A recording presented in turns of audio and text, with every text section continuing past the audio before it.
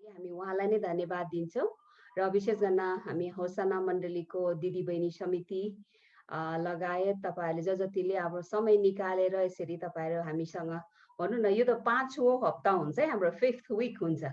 तपाईँले एकदमै बहुमूल्य समय छ। मलाई थाहा छ हङकङमा कति गाह्रो छ समय निकाल्नलाई। तपाईँ कतिजना कामबाट आएर मजाले सुत्नको साथ तपाईँले यो समय निकाल्नु भएको लागि परमेश्वरले निश्चय नै आशिष दिनुहुन्छ।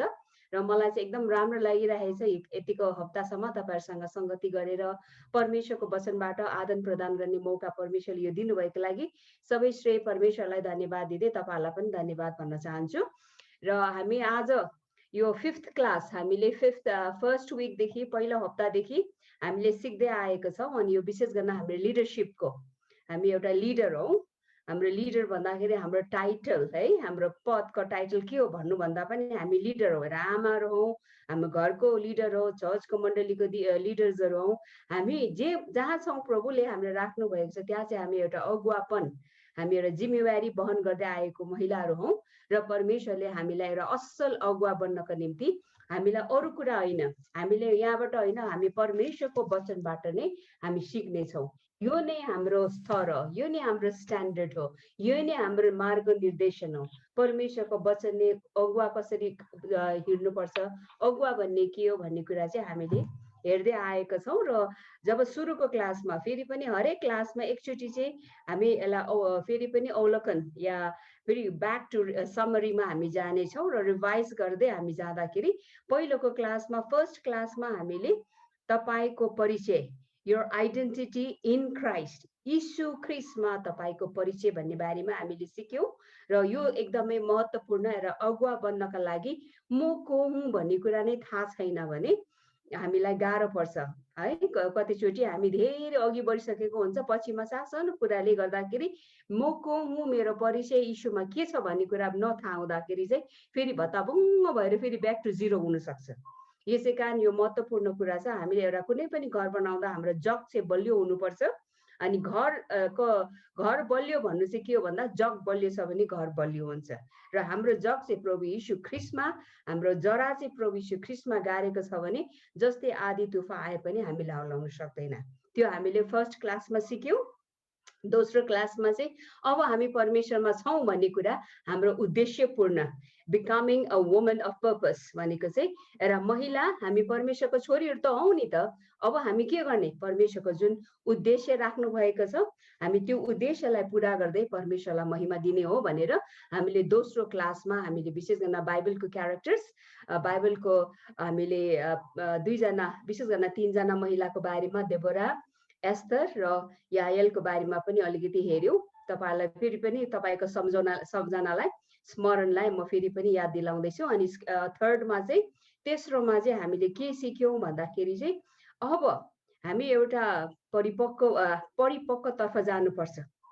किनभने हामी सधैँ नै त्यो दुधे बालक जस्तै होइन है, सधैँ नै दुध मात्रै पिइराख्ने होइन, हामी हड्डी चपाउने पनि हुनुपर्छ है। कतिचोटि 20औं वर्ष प्रभुलाई ग्रहण गरेको हुन्छ, 20औं वर्ष, 25 वर्ष, 30 वर्ष हामीले प्रभुलाई ग्रहण गरेर मण्डली जान्छौँ, तर हाम्रो आचरण, हाम्रो व्यवहारहरू, हामीलाई सानो हाम्रो डिलिङ, दैनिक हाम्रो जीवनमा हाम्रो डिलिङ चाहिँ कस्तो हुन्छ भने कहिले चाहिँ दुधे बालक जस्तै हुन्छ। यसै कारण तेस्रो क्लासमा हामीले के सिक्यौँ भने हामी दुधे बालक मात्र होइनौँ, अब हामी हाम्रो उद्देश्य पुरा गर्नको निम्ति तपाईँ र म चाहिँ प्रभु यीशु ख्रिस्टको वचन र प्रभु यीशु ख्रिस्टको आचरणलाई पालन गर्दै हामी एउटा परिपक्व नारीहरू, एउटा परिपक्व अगुवा बन्नुपर्छ। हामीले 7वटा चरित्र गुणहरू हेऱ्यौँ। एउटा परिपक्व अगुवाको के हुन्छ भन्ने बारेमा हामीले 7वटा गुण।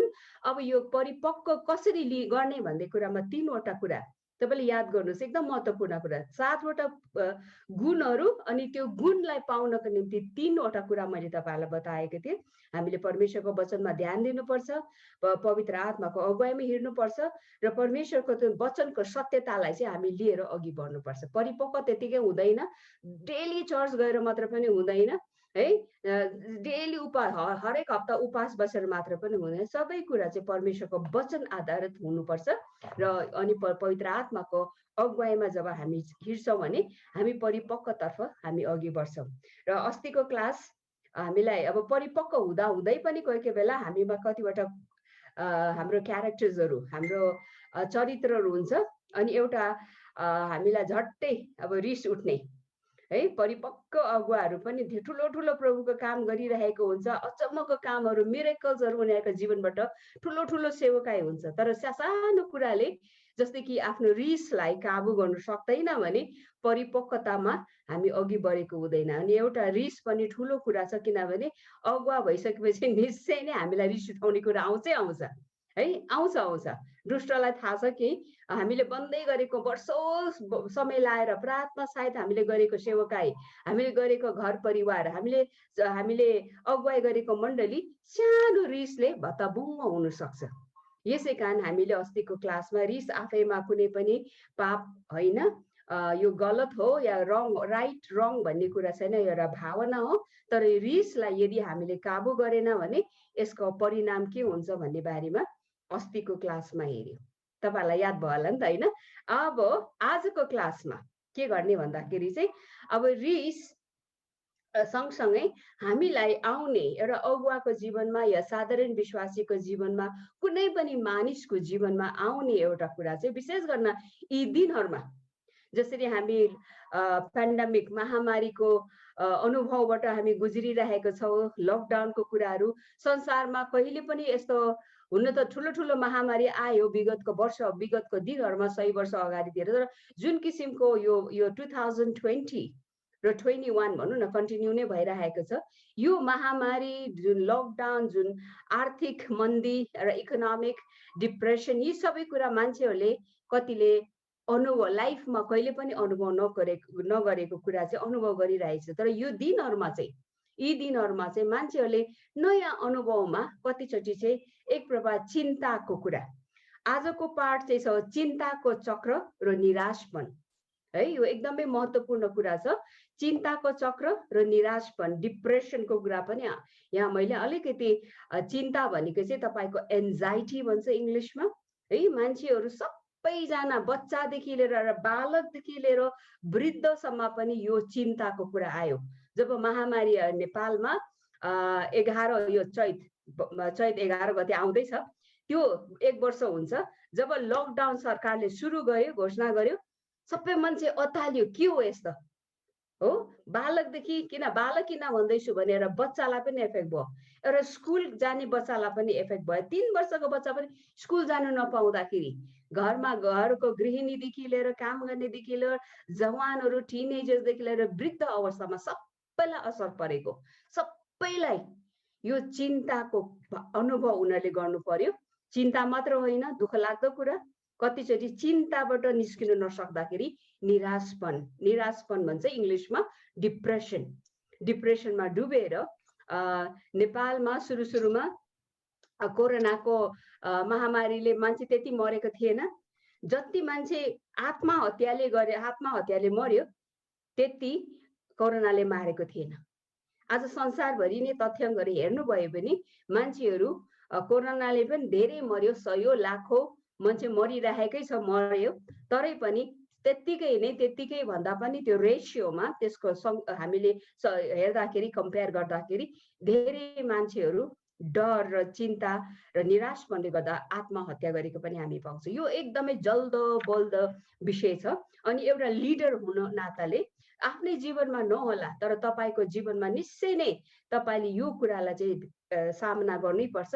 तपाईँले आफ्नो मण्डलीमा सेवकाई गर्दाखेरि कति चिन्तामा परेको मानिसहरू, निराशपनमा डुबेको व्यक्तिहरूलाई तपाईँले काउन्सिलिङ गर्नै पर्छ। लिडर भएपछि यो कुरा तपाईँको आफ्नै जीवनमा अनुभव नगरे तापनि तपाईँले एउटा सरसल्लाह दिन सक्नुहुन्छ। मण्डलीमा होस् कि तपाईँको काम गर्ने क्षेत्रमा होस् कि तपाईँको छरछिमेकीमा होस् कि आज यति साह्रो यो बाक्लो एउटा भनेछ, यो एउटा बाक्लो के भन्छ बादल, चिन्ताको बादल र निराशपनको बादलले चाहिँ सबै समाजलाई ढाकेको छ। र यस्तो समयमा लिडर कसको लागि? लिडर त्यो हो जसले चाहिँ कसैलाई समस्याको समाधान गर्न सक्छ है। म लिडर मात्र भनेर हुँदैन। लिडर भइसकेपछि हामी कहाँ कोही मान्छे समस्या लिएर आयो भने हामी होइन, तर हामीले सिकेको कुरा चाहिँ परमेश्वर पवित्र आत्माको अगुवाई अनुसार चाहिँ हामीले उनीहरूलाई केही न केही सल्लाह दिन सक्नु पर्यो। त्यसै कारण आजको पाठमा हामी हेर्नु गइरहेको छौँ चिन्ताको चक्र र निराशपन। आजको टपिक चाहिँ तपाईले लेखिराख्नुहोस्, हामी चिन्ताको चक्र अनि निराशपन, the cycle of worry and depression. र अब म तपाईहरुलाई मेरो पावर पोइन्ट प्रेजेन्टेसनबाट तपाईहरुलाई केही कुरा शेयर गर्नेछु।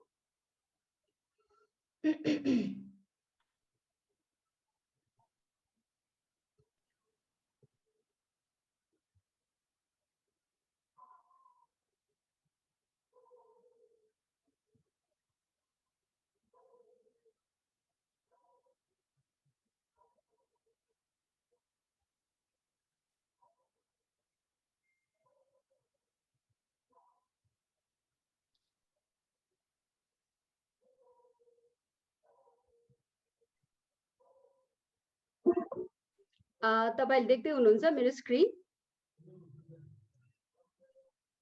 हजुर, देख्दैछौँ दिदी। Okay, good.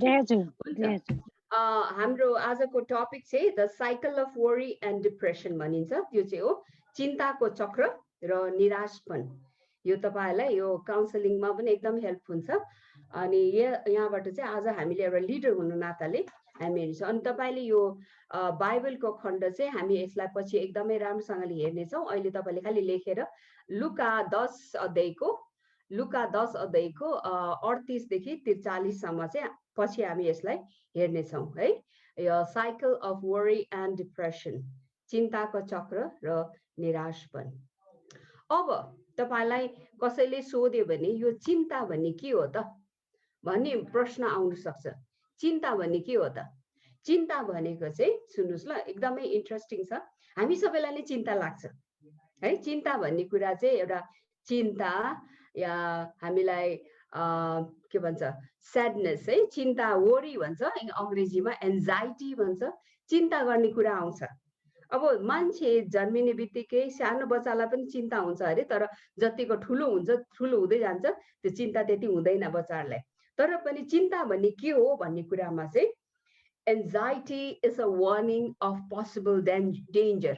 खासमा चिन्ता पनि अस्ति हामीले जुन रिस हेर्यौं नि, रिस प्रकारकै चिन्ता भन्ने बित्तिकै हामीले झट्टै यसलाई त नकारात्मक बक्समा हालिदिन्छ। तर खासमा यसलाई चिन्तालाई हेर्दा यो चिन्ता भन्ने कुरा चाहिँ के हो भने एउटा कुनै पनि आउने विपत्ति, आउने कुनै पनि खतरादेखि चाहिँ खतरा हुन्छ है भन्ने कुरा चाहिँ एउटा वार्निङ, एउटा बत्ती ब्लिक ब्लिक ब्लिक बल्छ नि, डेन्जर साइन हुन्छ है, त्यो चाहिँ चिन्ता रहेछ।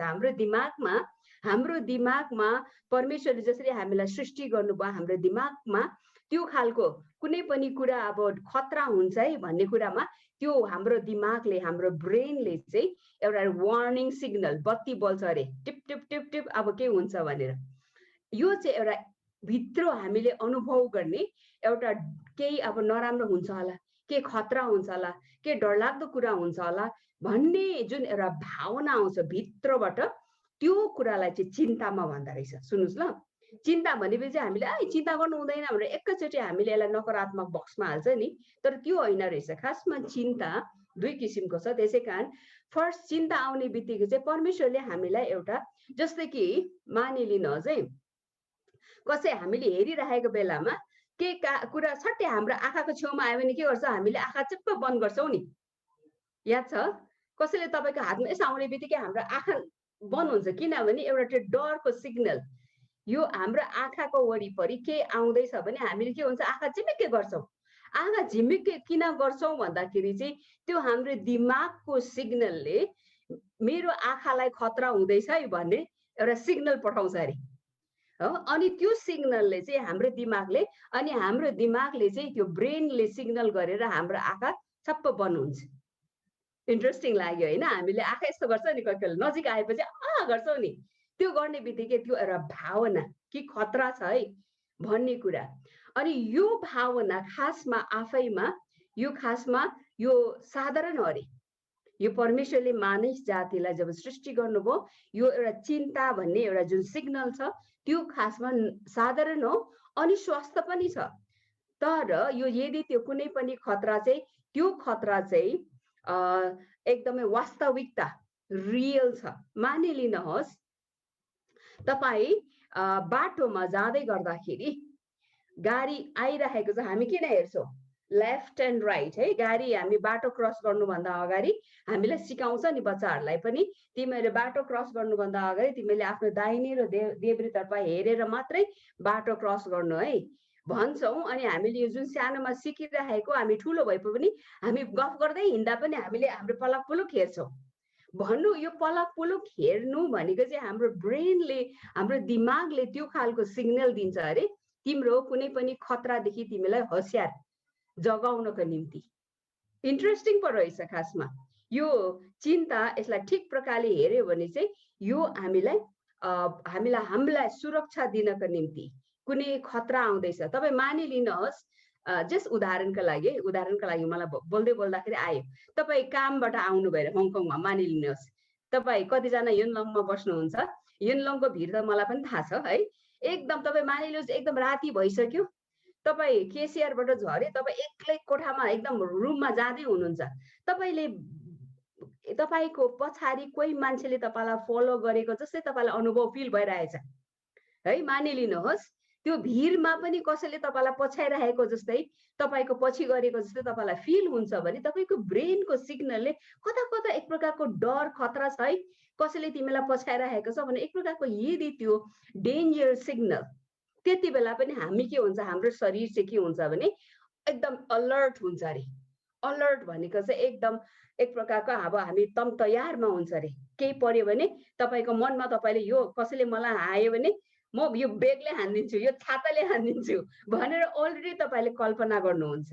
त्यो खालको चाहिँ एउटा परमेश्वरले सृष्टि गर्नुभएको त्यो त्यति बेला पनि चिन्तित हुन्छौ, त्यो दिमागमा चिन्ताको भावनाले चाहिँ आउँछ अरे है। यो कुरा धेरै कुराहरू खेल्छ।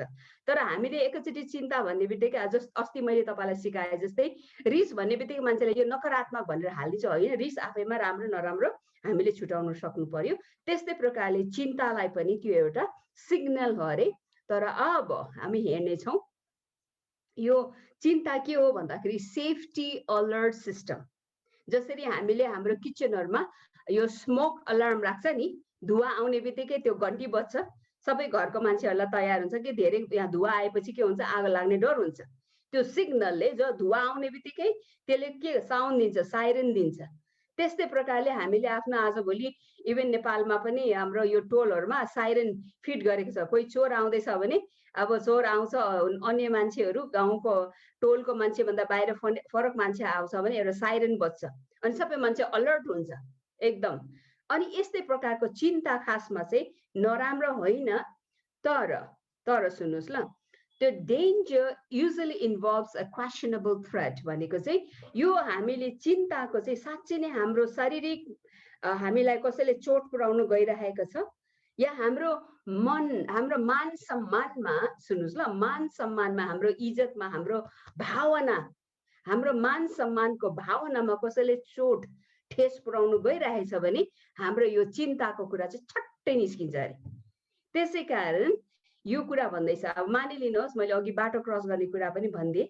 अब तपाईँ मिटिङमा आउनुभन्दा अगाडि, अब म तपाईँहरूसँग यो 5 हप्ता भयो, बिहिबार आउनुभन्दा अगाडि नै हप्ताभरि नै मैले तयार गर्नुपर्छ तपाईँको लागि पाठ।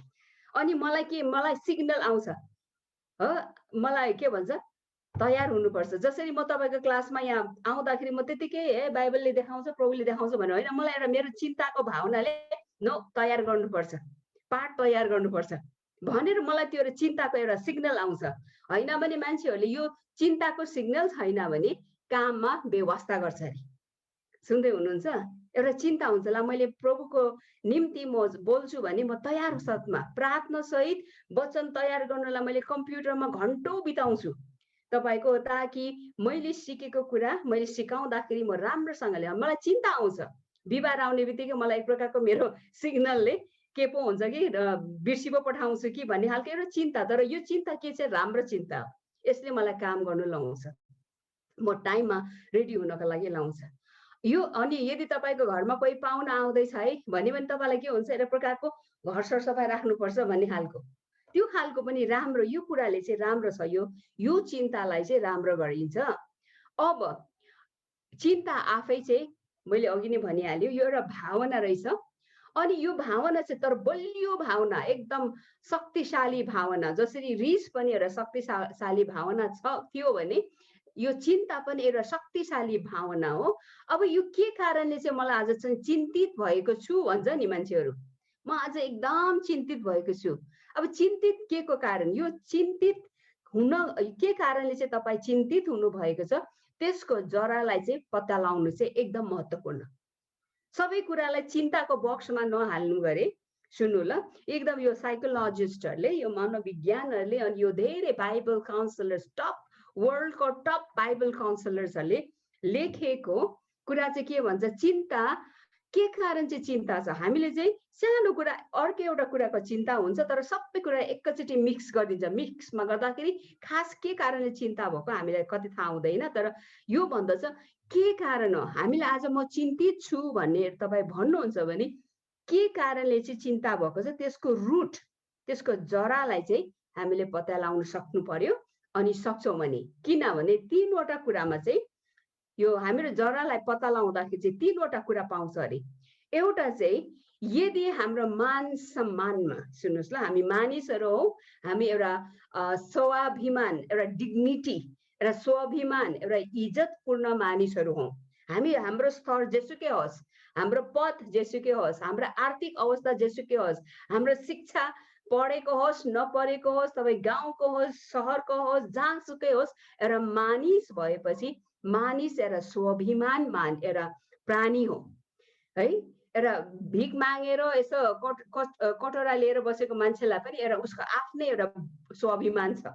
हामीले त त्यसलाई भिख हाल्छौँ नि, तर उसकै आफ्नै सर्कलमा, त्यो भिखारीहरूको सर्कलमा पनि उसको आफ्नै स्वाभिमान हुन्छ। राजा किन नहोस्, एउटा तल एउटा कमरा किन नहोस्, सबैको आफ्नो स्वाभिमान हुन्छ। कसैको स्वाभिमानमा, उसको मान इज्जत सम्मानमा कसैले चोट पुर्याइरहेको छ या पुर्याउँदैछ भन्ने कुरामा पनि एउटा कुराले चिन्ता हुन सक्छ अरे है। अर्को चाहिँ दोस्रो चाहिँ हाम्रो व्यक्तिगत, हाम्रो फाइदाको लागि, मानिलिनुहोस् हामीले भविष्यको लागि, अहिले मैले तपाईँलाई अघि सानो उदाहरण, यो पेन्डेमिकले, महामारीको कारणले गर्दा धेरैभन्दा चिन्ता चाहिँ के छ भने डरको चिन्ता, मृत्युको चिन्ता, रोगको चिन्ता, आर्थिक चिन्ता, परिवारलाई सुरक्षा चिन्ता, दैनिक कसरी जुटाउने यी कुराको चिन्ता। यो पनि एउटा भौतिक कुराका लागि पनि चिन्तित हुन सक्छ। एउटा आफ्नो स्वाभिमानमा असर पार्ने कुरा आउँछ भने त्यो चिन्ताको कुरा हुन सक्छ अरे। दोस्रो चाहिँ हाम्रो भौतिक कुराहरूमा, अब तेस्रो हाम्रो भविष्यको कुरा। अब तेस्रोमा चाहिँ हाम्रो व्हाट यु कॉल दैट, हाम्रो यो जीवनमा कुनै पनि यस्ता खटपट भएको कुराहरू छ, कुनै पनि अनमनको कुराहरू छ हाम्रो सम्बन्ध कुरामा, त्यो सम्बन्धको कुरामा खटपट छ अनि हाम्रो समस्यालाई चाहिँ समाधान गरेको हुँदैन, हामीले यसलाई दबाएर राख्छौँ। कुनै पनि कुरा बाहिर ठिकै छ, हामी मिलिसकेको छ, हामी जहीमा चाहिँ राम्रो छौँ भन्छ, तर भित्र कुनै पनि कुरा एउटा अनरिजल्भ कन्फ्लिक्ट भन्छ। त्यो चाहिँ भनेको चाहिँ अनरिजल्भ भनेको चाहिँ कुनै पनि समस्याको जरादेखि समाधान निकालेको छैन, त्यसलाई आफ्नो भित्रबाट निकालेर फालेको छैन भने चाहिँ एक कुराले पनि पटक पटक चाहिँ एउटा चिन्तित भावनामा लान्छ अरे। तीनवटा कारण चाहिँ हाम्रो यो रुट ट्रेस गर्दै जाँदाखेरि चिन्ताको कुरा आउँछ है। तीनटा, एउटा चाहिँ हाम्रो स्वाभिमान, एउटा दोस्रो चाहिँ हाम्रो आर्थिक कुरा, हाम्रो भौतिक कुरा, हाम्रो भविष्यको कुरा, अनि तेस्रो चाहिँ हामीमा भएको कुनै पनि सम्बन्धमा हाम्रो कुनै पनि अब अनमन भएको कुराहरू, नमिलेको कुराहरू, समाधान नलिएको कुरा, हाम्रो सम्बन्धमा खटपट भएको कुराले पनि चिन्ता ल्याउँछ। तीनवटा कारण चाहिँ चिन्ताको हुँदो रहेछ। अब के तपाईलाई थाहा छ, तपाईको आफ्नो जीवनमा, तपाईले अरूलाई नभन्नुहोस्, आफ्नो जीवनमा, तपाईको जीवनमा के कुराले चाहिँ तपाईलाई चिन्ता ल्याउँछ है? आफै विचार गर्नुहोस्, तपाईको व्यक्तिगत जीवनमा के कुन चाहिँ कुराले चाहिँ तपाईलाई चिन्ता ल्याउँछ। हामी सबै चिन्तित हुन्छौँ, तर हाम्रो चिन्ता गर्ने कारण फरक फरक हुन सक्छ। तपाईँ आफैले विचार गर्नुहोस्, तपाईलाई के कुराले चाहिँ तपाईको जीवनमा त्यो चिन्ताको कारण होला। के तपाईको शारीरिक बिरामी, शारीरिक अब भनौँ न अस्वस्थपनको कारणले, कतिजना मलाई कति रोग लागेको छ, मलाई ग्यास्ट्रिक छ, मलाई टाउको दुख्छ मेरो इत्यादि भन्ने धेरै हाम्रो दिदीबहिनीहरूको अब कारण पनि हुन सक्छ है। हामी महिनावारीको कारण हुन सक्छ, अब कतिजनाको उमेर अलिकति भइसकेपछि म अहिले पोस्ट मेनोपजमा गएको छु है, मेरो महिनावारी हुँदैन, यसको पनि एउटा चिन्ता हुन्छ है। चिन्ता के पहिला मैले केही जब मेरो महिनावारी रोकिने बित्तिकै मलाई एक प्रकारको कस्तो खालको त्यो कहिले अनुभव नगरेको कुरा पनि अनुभव गरे, तातो हुने एकछिनमा गर्मी हुने है, खलखल पसिना आउने, एकछिनमा फेरि जाडो हुने, यति गाह्रो है। यस्तो अवस्थामा पनि निकै गाह्रो हुँदो रहेछ। त्यसलाई चाहिँ पोस्ट मेनोपज भन्छ। मेनोपज भनेको चाहिँ महिनावारी रोकेपछि पनि गाह्रो एउटा शारीरिक, अब त्यसपछि त्यसमा पनि एउटा मान्छे, धेरै महिलाहरू डिप्रेसनमा जान सक्ने कारण पनि त्यो हुन्छ। अब त्यस्तै कतिवटा शारीरिक अस्वस्थपनको कारण पनि के तपाईँको चिन्ताको कारण त्यो हुनसक्छ। अर्को कुरा चाहिँ हाम्रो प्रेसर अफ टाइम है, हामीलाई समयलाई कसरी मिलाउने। मेरो लागि दोस्रो नम्बर, मेरो प्रभुलाई धन्यवाद, नम्बर 1 छैन। अहिले प्रभुको अनुग्रहमा म एकदम स्वस्थ भइरहेको छु। तर मेरो लागि अहिले मेरो पर्सनल, तपाईँको के छ थाहा छैन, तपाईँहरूको आफ्नो होला, मेरो लागि चाहिँ यो प्रेसर अफ टाइम कसरी मिलाउनु मेरो लागि आज पनि हरेक दिन चाहिँ यो ठुलो छ मलाई नि चिन्ता। बिहान उठेर यो टाइम कसरी मिलाउने हो। कति घरि हेर्दै जिउनु एकदम गाह्रो भइसकेको छ, तर जिम्मेवारी धेरै भएकोले होला। तर अब कहिले चाहिँ अब यो अलिकति घटाउँदै गइरहेको छु। तरै पनि अहिलेसम्म पनि मेरो लागि चाहिँ मेरो चिन्ताको कारण चाहिँ प्रेसर अफ टाइमलाई मैले कसरी चाहिँ सदुपयोग गर्ने अनि टाइममा मैले कसरी सिधाउने। बिहान उठ्ने बित्तिकै घरि हेर्दै बेलुका पुग्छ, फेरि भोलि बिहान अलार्म लाएर उठ्नुपर्ने हुन्छ। त्यसले गर्दाखेरि कतिजनालाई यो पनि होला, मलाई लाग्छ तपाईँहरू हङकङमा बस्नेहरूलाई अझ पनि धेरै टाइम, त्यहाँ मान्छेलाई टाइमै हुँदैन। अर्को हुनसक्छ पर्सनल कम्पिटेन्स। तेस्रो चाहिँ तपाईँको चिन्ताका कारण यो पनि हुनसक्छ, तपाईँ कतिचोटि अब यो कुराहरू तपाईँ जुन काम जिम्मा लिएको हुनुहुन्छ, तपाईँ अगुवामा एउटा एज अ लिडर हुनसक्छ, घरका आमा होला, घरको श्रीमती होला, तपाईँ जुन जिम्मा कामको क्षेत्रमा तपाईँलाई कम्पिटेन्स, अरूसँग त्यो मैले पाएको जिम्मेवारीलाई म निभाउनु सक्छु कि सक्दिनँ भन्ने एक प्रकारको चिन्ता है, यो खालको भन्ने खालको यो खालको चिन्ता हुन्छ भने। अरू कतिलाई चाहिँ चौथो चाहिँ तपाईँको म कस्तो देखिन्छु है। मलाई लाग्छ यो दिदी बहिनीहरूको पनि चिन्ता हुन्छ, म धेरै मोटाएको छु, म धेरै दुब्लो छु, म होचो छु, म अग्लो छु, मेरो स्किन राम्रो छैन, यो धेरै चिन्ता हुन्छ। दिदी बहिनीले याद गर्नुहोस् नगर्नुहोस्, विशेष गर्न हामी प्रभुलाई पाएको छोरीहरू चाहिँ मलाई लाग्छ हामीलाई त्यति साह्रो यसको चिन्ता हुँदैन। तर प्राय संसारिक दिदी बहिनीहरू एकदमै चिन्तित हुन्छ यो विषय लिएर हो। उनीहरूले तपाईँले सुन्नुभएछ तथ्याङ्क अनुसार चाहिँ कोरियामा, साउथ कोरियामा दिदी बहिनीहरूले जुन पैसा आफ्नो फिजिकलको लागि, फिजिकल एपियरेन्सका लागि, मैले एउटा धेरै वर्ष अगाडि चाहिँ पढ्दै थियो, साउथ कोरियाको लेडिजहरूले यति हजारौँ डलर उनीहरूले आफ्नो यो रूपलाई राम्रो पार्नको लागि, राम्रै हुनको लागि यति बेसी पैसा फाल्छ अरे। उनीहरूको नाकको रिस्ट्रक्चर, आँखाको यो हुन्छ नि, यो आइलिड्सहरू हुँदैन, यसलाई आइलिड्स बनाउने, चाउरी परेपछि फेस लिफ्ट गर्ने, यो यति बेसी। बिहान उठेदेखि नै बिहान उठे मलाई पनि हामी हङकङमा हुँदाखेरि हामी कोरियामा गएका थियौँ, हाम्रो साथी थियो, उनीहरूले लगेको, अनि सम्पूर्ण परिवार नै हामी त्यहाँ गएर त्यहाँको पास्टरको इन्भिटेसनमा। अनि मैले यो पनि देखेँ कि त्यहाँ चाहिँ 6 बजी नै बिहान नै सबैजना त मजाले मेकअप लाएर हो। 6 बजी त हाम्रो त दाँत पनि माझेको हुँदैन, तर पनि उनीहरूको यति साह्रो साउथ कोरियन लेडिजहरू चाहिँ 6 बज्दै नै 5 बजे उनीहरू बिहान मर्निङ प्रेयरमा पनि जान्छ, बिहानै 4 बजी प्रेयरमा जान्छ। प्रेयरमा जाँदा पनि फुल मेकअप मजाले, यति राम्री देख्ने, कोही एउटा पनि नराम्रो त नदेख्ने हो, त्यहाँ त सबै राम्री। अनि उनीहरूले त्यो राम्रीलाई, आफ्नो लुक्सलाई, आफ्नो एपियरेन्सलाई मेन्टेन गर्नको निम्ति पनि धेरै चिन्तित भएको, धेरै पैसा खर्च गरेको, यस्तो कुरा पनि पाउँछ। एउटा चिन्ताको कारण त्यो पनि हुनसक्छ।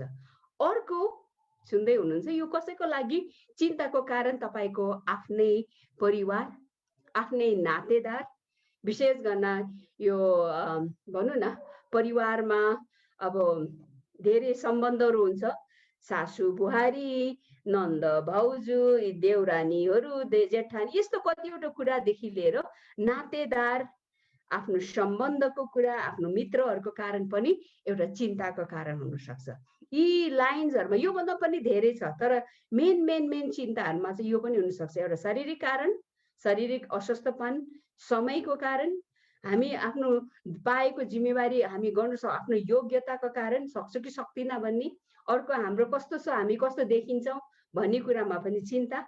अनि कोही बेला हाम्रो घरमा भएको शाखा सन्तान, आफन्त, नातेदार, परिवारकै सदस्य, साथीभाइहरूको कुराले गर्दा पनि कोही बेला चिन्ताको कारण बन्न सक्छ। तपाईहरुको कुन चाहिँ हो मलाई थाहा छैन, तपाईले आफै नै लिस्ट आउट गर्नुहोस् अनि पछि गएर हामीले यसलाई कसरी यो चिन्तालाई चाहिँ समाधान गर्ने भन्ने बारेमा पनि हामी हेर्नेछौँ। अब याद गर्नुहोस्, मैले चिन्ता भन्ने कुरा चाहिँ स्वस्थ छ भन्ने कुरा अघि सुरुमा भने भन्दाखेरि तपाईले पत्ता लाउनु पर्यो। सुन्नुहोस् ल, यो तपाईँ हामी लिडर्स हौ, लिडर्सले पत्ता लाउनु पर्यो तपाईको चिन्ता चाहिँ त्यो स्वस्थ खालको चिन्ता हो कि अस्वस्थ चिन्ता हो।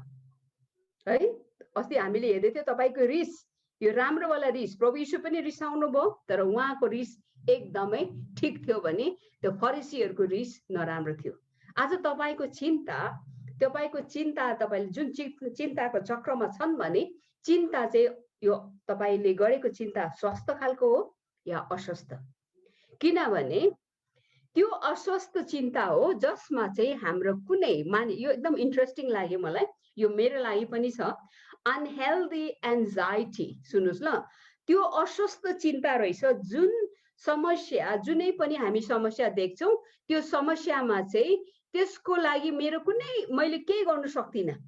मानिलिनुहोस् अहिले तपाईमा हङकङमा जुन पोलिटिकल सिचुएसन छ है, हङकङको पोलिटिकल सिचुएसन छ, चाइनाको दबाब छ, अनि हङकङमा जुन हामीले न्युजहरुमा सुनिबस्छौँ है, गाह्रो भइरहेको छ। यो राजनीति कुरा छ जो तपाईको पहुँच भन्दा माथि छ। सुन्दै हुनुहुन्छ? म जस्ट उदाहरणको लागि तपाईको त्यहाँको हो हङकङको राजनीतिले हाम्रो आर्थिक उडामा, हाम्रो काम धन्दामा, हाम्रो व्यापारमा गाह्रो हुन सक्छ, तर त्यो चिन्ता चाहिँ तपाईको पहुँच भन्दा माथि। तपाईले चिन्ता गरेर पनि तपाईले के गर्न सक्नु हुँदैन हो। हाम्रो नेपालकै सम्बन्धमा पनि हामी हेरौँ, अहिले नेपालमा तहस नहस छ, राजनीति एकदमै खटपर्छ। यी कुरालाई लिएर चिन्ता हो, चिन्तित हुन्छ कोही कोही बेला न्युज हेर्दाखेरि किन यस्तो भएको होला नि भनेर एकदमै भित्रबाट नरमाइलो लाग्छ। तर यो चिन्ताको विषय हुँदा हुँदै पनि यो त मैले के गर्न सक्दिनँ नि, मैले गर्न सक्ने मात्र एउटा प्रार्थना गर्ने बस। त्यो भन्दा मेरो लागि चाहिँ ठुलो पार्ट थियो। म अब तपाईँ कजना थाहा छ है, म अब सानोदेखि बाहिर बसेको, पछि म नेपालमा जब आएँ प्रभुलाई पाइसकेपछि नेपालमा आउँदाखेरि अनि अहिले पनि यो बाटो हिँड्दाखेरि यो बाटो 4 मैला देख्छु, माथि हेर्छु त्यो इलेक्ट्रिकहरू टङनाङ तुङरु 4 मैला, यता देखेर कोही बेला साह्रै गनगन गर्ने। मेरो श्रीमानसँग म जाँदै किन यस्तो भएको होला, किन मान्छे यस्तो भएको होला, किन यहाँ पार्क गरेको होला, म साह्रै गनगन गर्ने भयो कि। खासमा राम्रो गनगन हो भन्नुभन्दा हाम्रो देश पनि स्वस्थ होस्, हाम्रो देश पनि सुन्दर होस्, हाम्रो देश पनि राम्रोसँगले एकदम व्यवस्थित होस् भने हो, राम्रै विचार हो। तर कतिवटा कुरा त अहिले मैले रियलाइज गर्दैछु, यो मैले जति नै चिन्ता गरेर मैले गनगन गरेर मैले केही पनि गर्न सक्दिनँ। यो मेरो आफ्नैलाई नराम्रो, आफ्नै शरीरलाई नराम्रो पार्ने मेरो दिमागलाई। यसै कारण यहाँ भनेछ हितोपदेश 12:25ले भनेछ, हितोपदेश 12:25ले यो भन्दछ कि एउटा चिन्तित हृदयले मान्छेलाई के गर्छ, वेइस अ म्यान डाउन भनेको चाहिँ यसले साह्रै हामीले चिन्तालाई लिइराख्यो भने चाहिँ अस्वस्थ चिन्ताले चाहिँ मान्छेलाई चाहिँ निराशमा डुबाउँछ है। यो तपाईले लेखिराख्नुहोस्। तर हामीले सुन्नुहोस् ल, healthy concern is different. Healthy concern भनेको चाहिँ एकदम स्वस्थ, हामीले चिन्ता गर्ने त होइन तर वास्ता चाहिँ गर्नुपर्छ। फरक छ यहाँ, चिन्ता र वास्ता फरक छ, यो बुझ्नुहोस् दिदीबहिनीहरू। कतिचोटि हामीले चिन्ता गर्नु हुँदैन भनेर वास्ता पनि गरिदिनु छोड्छ, त्यो होइन। वास्ता चाहिँ राम्रो गर्नुपर्छ, हामीले वास्ता गर्नुपर्छ। विशेष गर्न अगुवाहरूले चाहिँ हामी अगुवा भएपछि वास्ता गर्नुपर्छ, तर चिन्ता गर्ने चाहिँ होइन रहेछ। अब वास्ता भन्ने के हो त भन्दाखेरि, वास्ता चाहिँ जब हामीलाई हाम्रो जिम्मेवारीलाई कसरी वहन गर्ने, सुन्दै हुनुहुन्छ? वास्ता भनेको त्यो चिन्ता आउँछ, त्यो चिन्ताबाट के खालको चिन्ता, हाम्रो जिम्मेवारीलाई कसरी वहन गर्ने भन्ने चाहिँ एउटा राम्रो स्वस्थ खालको चिन्ता रहेछ। हामी आमाहरू हौ नि है, हामी दिदीबहिनीहरूलाई हामीलाई वास्ता हुन्छ हाम्रो परिवार कसरी राम्रो होस्, हाम्रो परिवारहरू कसरी सुरक्षित होस्, हाम्रो नानी बाबुहरू कसरी प्रभुको बाटोमा हिँडोस्, यिनीहरूले राम्रो शिक्षा पाओस् भन्ने चाहिँ वास्ता रहेछ है, चिन्ता होइन। तर फेरि पर्खिनु पर्ने हुन्छ, फेरि यो वास्तालाई नै ओभर लिएर तपाईँ आफै गर्नु खोज्यो भने चिन्ताको चक्रमा जानुहुन्छ। हामीले वास्ता गर्नुपर्छ। कतिवटा आमाहरू छन् दुःख लाग्दो कुरा, उनीहरूलाई वास्ता गर्दैन, चिन्ता पनि गर्दैन। बच्चा जन्मायो, कहाँ छ छोराछोरीहरू है। हाम्रो स्कुलमा एकजना नानी थियो पोहोरको साल, एलकेजीमा पढ्ने, आमा दुबईमा छ अरे, 4 वर्षदेखि छोडेको नानी, पैसा पठाउनु पनि छैन, आमाको अत्तो पत्तो है। एकजना उसको दाई पनि को भन्दाखेरि उसको लोग्नेको पहिलाको श्रीमतीको दाई, त्यो दुईजना 16 वर्षको दाईसँग 4 वर्षको नानी छोडेर आमा छैन, न फोन न के नानी बिरामी भयो, घरमा खाने छैन, आमा कस्तो दुबईमा काम गर्छन् गरे, पैसा पठाउनु पनि छैन। त्यो खालको चाहिँ हुनु हुँदैन। चिन्ता गर्दिन भने बिन्दास भएर बस्नु चाहिँ भएन। तर चिन्ता चाहिँ नगर्ने, तर चिन्ता, राम्रो चिन्ता चाहिँ के हो भने वास्ता गरिन्छ। आफ्नो जिम्मेवारी, आमा भयो भने मेरो आमा छोराछोरीको जिम्मेवारी, श्रीमती भयो भने श्रीमानको जिम्मेवारी, यी सबै कुरा चाहिँ ब्यालेन्स्ड प्रकारले, सन्तुलित प्रकारले चाहिँ लिनु सक्नु पर्यो। अब हामीले अघिको पाठ जुन हामीले हेर्दै थियौँ, तपाईँले खोल्नुहोस् न तपाईँको बाइबल। अब चाहिँ हामी हेर्नेछौँ बाइबलमा अलिकति बाइबल स्टडी, चिन्ताको चक्रमा। हामी लुका 10 अध्याय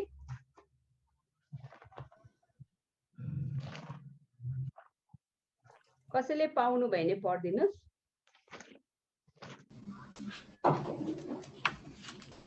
लुका 10 अध्याय। हजुर, तपाईँले मार्था र मरियमको कथालाई हामीले थाहा भएको कुरा हो, तपाईँले त्यो पढिदिनु सक्नुहुन्छ है। तपाईँले उहाँहरू जाँदै गर्नुहुँदा उहाँ कुनै एउटा गाउँमा पस्नुभयो र मार्था नाउँ भएकी एउटी स्त्रीले उहाँलाई आफ्नो घरमा स्वागत गरिन्। मरियम नाउँ भएकी तिनकी एउटी बहिनी थिइन्। तिनी येशूका पाउनेर बसेर उहाँको वचन सुन्दथिन्। तर मार्था सेवा सत्कारको धेरै काममा अल्झेकी थिइन्। तिनले येशू कहाँ आएर भनिन्, प्रभुज्यू, मेरी बहिनीले सेवा सत्कारको काममा मलाई एक्लै पारेकी छिन्। तपाईँ वास्ता ग्राह्नुहुन्न, त्यसलाई भनिदिनुहोस् र त्यसले मलाई सघाओस्। तर येशूले जवाफ दिएर तिनलाई भन्नुभयो, मार्था मार्था, तिमी धेरै कुराका विषयमा चिन्ता गर्छौ र व्याकुल हुन्छौ, तर आवश्यकता एउटै कुराको छ। त्यही असल कुरा मरियमले छानेकी छे, जो तिनीबाट खोसिने छैन। आमेन। आमेन। धन्यवाद बहिनीलाई। यो कथा हामीले धेरैजनाले सुनिसकेको, पढेको, तपाईँले यसमा प्रचार पनि गरिसक्नु भएको होला। अलिकति हामी यसलाई चिन्ताको कुरा, अब यहाँ तपाईँहरूलाई म यो सोच्छु, यो कतिवटा प्रश्न गरौँ ल है। प्रश्नमा यो खण्डबाट हामीले के हेर्छौँ भने, कसले चाहिँ प्रभु यीशु ख्रीष्टलाई निमन्त्रणा गर्नुभएको थियो? दिदीबहिनीहरू क्लास जस्तै लागौँ है, स्कुलमा पढाएको जस्तो लाग्छ होला, तै पनि यो गऱ्यो भने मजा आउँछ। कसले चाहिँ यीशु ख्रीष्टलाई निमन्त्रणा दिनुभएको थियो पाठ अनुसार? मार्थाले। हजुर, मार्थाले होइन त। प्रभु यीशुलाई आउनुहोस्, हुन त हामीलाई थाहा छ कि मार्था, मरियम र लाजरस चाहिँ एकदम यीशु ख्रीष्टको नजिकको मित्रहरू हुन्। र उहाँ जहिले पनि त्यो बेथनीको बाटो भएर जाँदै गर्दाखेरि उहाँको घरमा उहाँ बसेर एउटा पाहुनाको रूपमा उहाँ बस्नुहुन्थ्यो भन्ने कुरा हामीलाई बाइबलको खण्डबाट पाउँछ। र मार्थाले नै उहाँलाई निमन्त्रणा गर्नुभयो। अनि त्यो दिनमा जब यीशु ख्रीष्ट उहाँको घरमा पाहुना भएर जानुभयो, अब पाहुना हो यीशु ख्रीष्ट चाहिँ, मरियम र मार्थाको जिम्मेवारी के थियो होला, भूमिका के थियो होला दिदीबहिनीहरू? मरियम र मार्थाको भूमिका के थियो होला ती दिन? मार्थाले चाहिँ प्रभुलाई स्वागत गरेर अनि चाहिँ उहाँलाई सत्कार गरेको कुरा, अनि मरियमले चाहिँ यीशुको पाउमा बसेर उहाँलाई चाहिँ उहाँको वचन सुन्थे। मरियमले चाहिँ, मार्थाले चाहिँ घरको धन्दाहरू। हजुर, धन्यवाद। तेस्रो प्रश्नमा जाउँ। उहाँको पाहुना चाहिँ यीशु ख्रीष्ट भयो होइन त? अब मार्थाले चाहिँ कस्तो उसको वास्ता चाहिँ उसको फिक्री चाहिँ के थियो त त्यो दिनमा उसको फिक्री चाहिँ के थियो शरीरको लागि येशू ख्रीष्टको शरीरको निम्ति मात्रै मार्थाले चाहिँ फिक्री गरेको थियो तर मरियमले चाहिँ आत्माको लागि फिक्री गरेको अच्छा हुन्छ है अनि मरियमले चाहिँ आत्मिक अनि मार्थाले चाहिँ शारीरिक भन्ने कुरा अब यहाँ हामीले 5औं क्वेसनमा तपाईले त्यो आन्सर दिइहाल्नुभयो मरियमले चाहिँ यीशु ख्रीष्टमा चाहिँ इन्ट्रेस्ट या उहाँमा चाहिँ उहाँ रुचि राखेको भन्ने कुरा हामी पाउँछौँ हैन अब मार्थाको कुरा के कुराले चाहिँ मार्थालाई चाहिँ चिन्तित पारे त अनि उसको यो चिन्ताले कसलाई असर पारे 40 पद पढ्नुस् त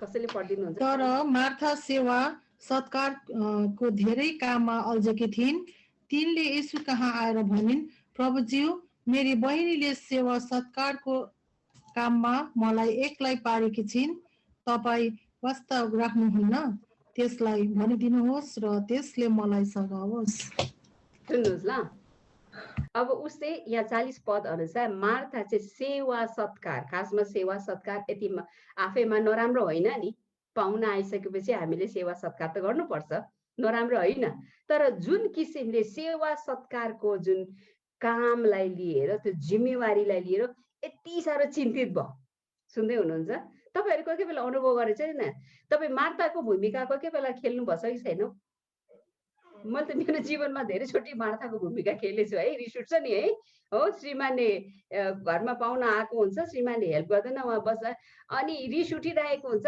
मज्जाले त्यो भाँडाहरु बजाउँछ नि काम गर्दाखेरि गर्नुपर्छ कि छैन म मात्रै होला म गनगन गर्ने मान्छे कि धेरै अनि गर्नु भएको छ कोही बेला काम त गरिरहेछ तर भाडा बजाएर है ताकि उनीहरूलाई अलिकति के भन्छ संकेत दिइरहेछ हेल्प गरौँ न भनेर हो त्यो खालको हामीलाई लाग्छ हामी सबैजनालाई कतिजना त होइन होला मरियम जस्तै होला तर मेरो जीवनमा चाहिँ म चाहिँ धेरै मार्ता जस्तै अनुभव गर्छु है धेरै चोटि हो एक्लो काम गरेको यो पनि गर्ने त्यो पनि गर्ने सघाएको छैन भने रिस उठ्ने क्या अब रिस चाहिँ कसरी पोख्ने भन्दाखेरि काम गरेर नै एकदम बजाएर भाडा बजाएर हुन्छ कि यताउति गरेर वरिपरि गएर टेबल पुछेर एनिवे यहाँ मार्था सुन्नुस् ल मार्था सेवा सत्कारको काममा आफैमा नराम्रो होइन पाहुना आउनु भएको छ र महत्त्वपूर्ण व्यक्ति र भिआइपी उहाँको घरमा आउनु भएको छ तर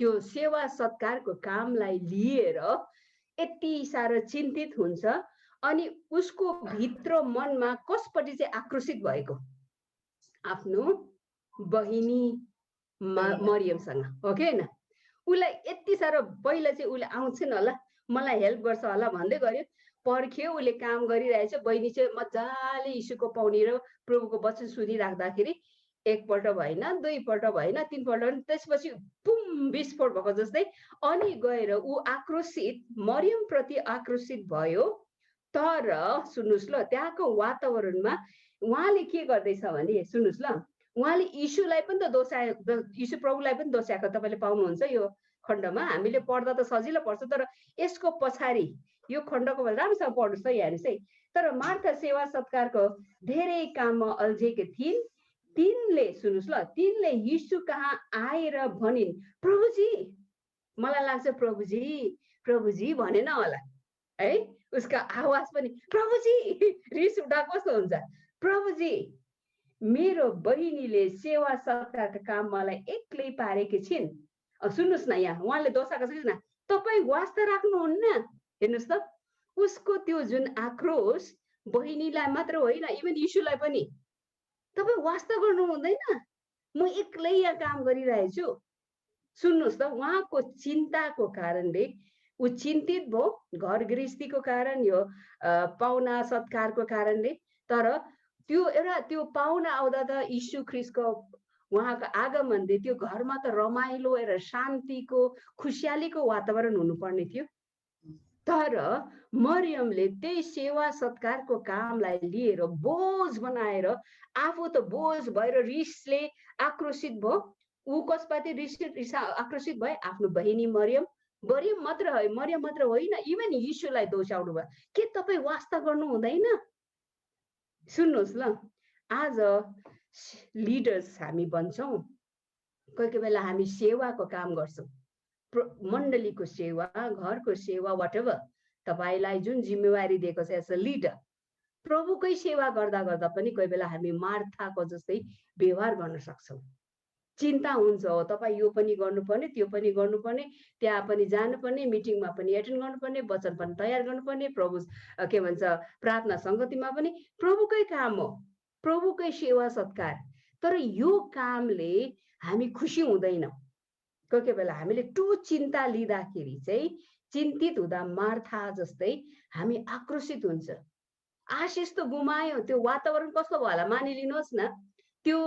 त्यो घरमा मलाई लाग्छ खालि यीशु ख्रीष्ट मात्र होइन, यीशु ख्रीष्टको चेलाहरू पनि जानुभएको थियो है। यीशु ख्रीष्ट मात्र होइन होला, यीशु ख्रीष्टको चेला पनि यहाँ लेख्नु त लेखेको छैन, तर हामीले पढ्दै जाँदाखेरि प्राय जस्तै यीशु ख्रीष्ट यात्रा गर्दा उहाँ एक्लै जानु हुँदैन थियो, आफ्नो चेलाहरूसँग जानुहुन्थ्यो। मलाई लाग्छ त्यो घरमा खालि यीशु ख्रीष्ट मात्र होइन, यीशु ख्रीष्ट साथै उहाँको 12 जना भन्दा तर ग्रुप नै आएको छ। निश्चय नै त्यो घर परिवारमा अब सबैलाई खानपिनको बन्दोबस्त गर्नु त ठुलो जिम्मेवारी हो, राइट हो, मार्थाको ठुलो जिम्मेवारी थियो।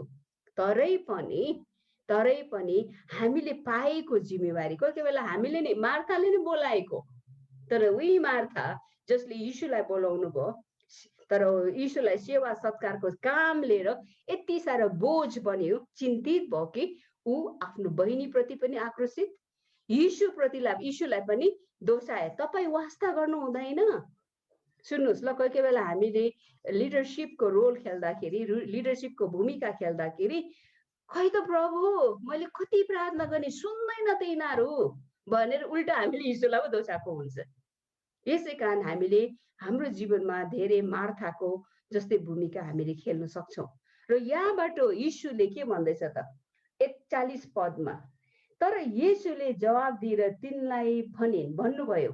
सुन्नुहोस् ल, जब परमेश्वरले दुईपल्ट त्यही शब्द निकाल्नुहुन्छ, मार्था मार्था है, मार्था, भित्रबाट एउटा प्रभुको एउटा मार्था प्रति एउटा दया भनौँ न, एक प्रकारको मार्था। हामी पनि आमाहरू कोही कोही बेला छोराछोरीले दिक्क लागेपछि उनीहरू नबुझेको देख्दा भित्रबाट फिलिङ हुन्छ नि।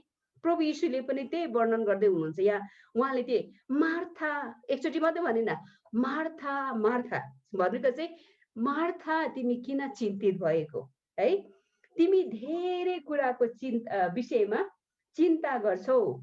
सुन्नुहोस् ल, म त मलाई प्रभुले हे रिता रिता भने जस्तो लाग्छ कोही कोही बेला हो, साँच्चै नै हो।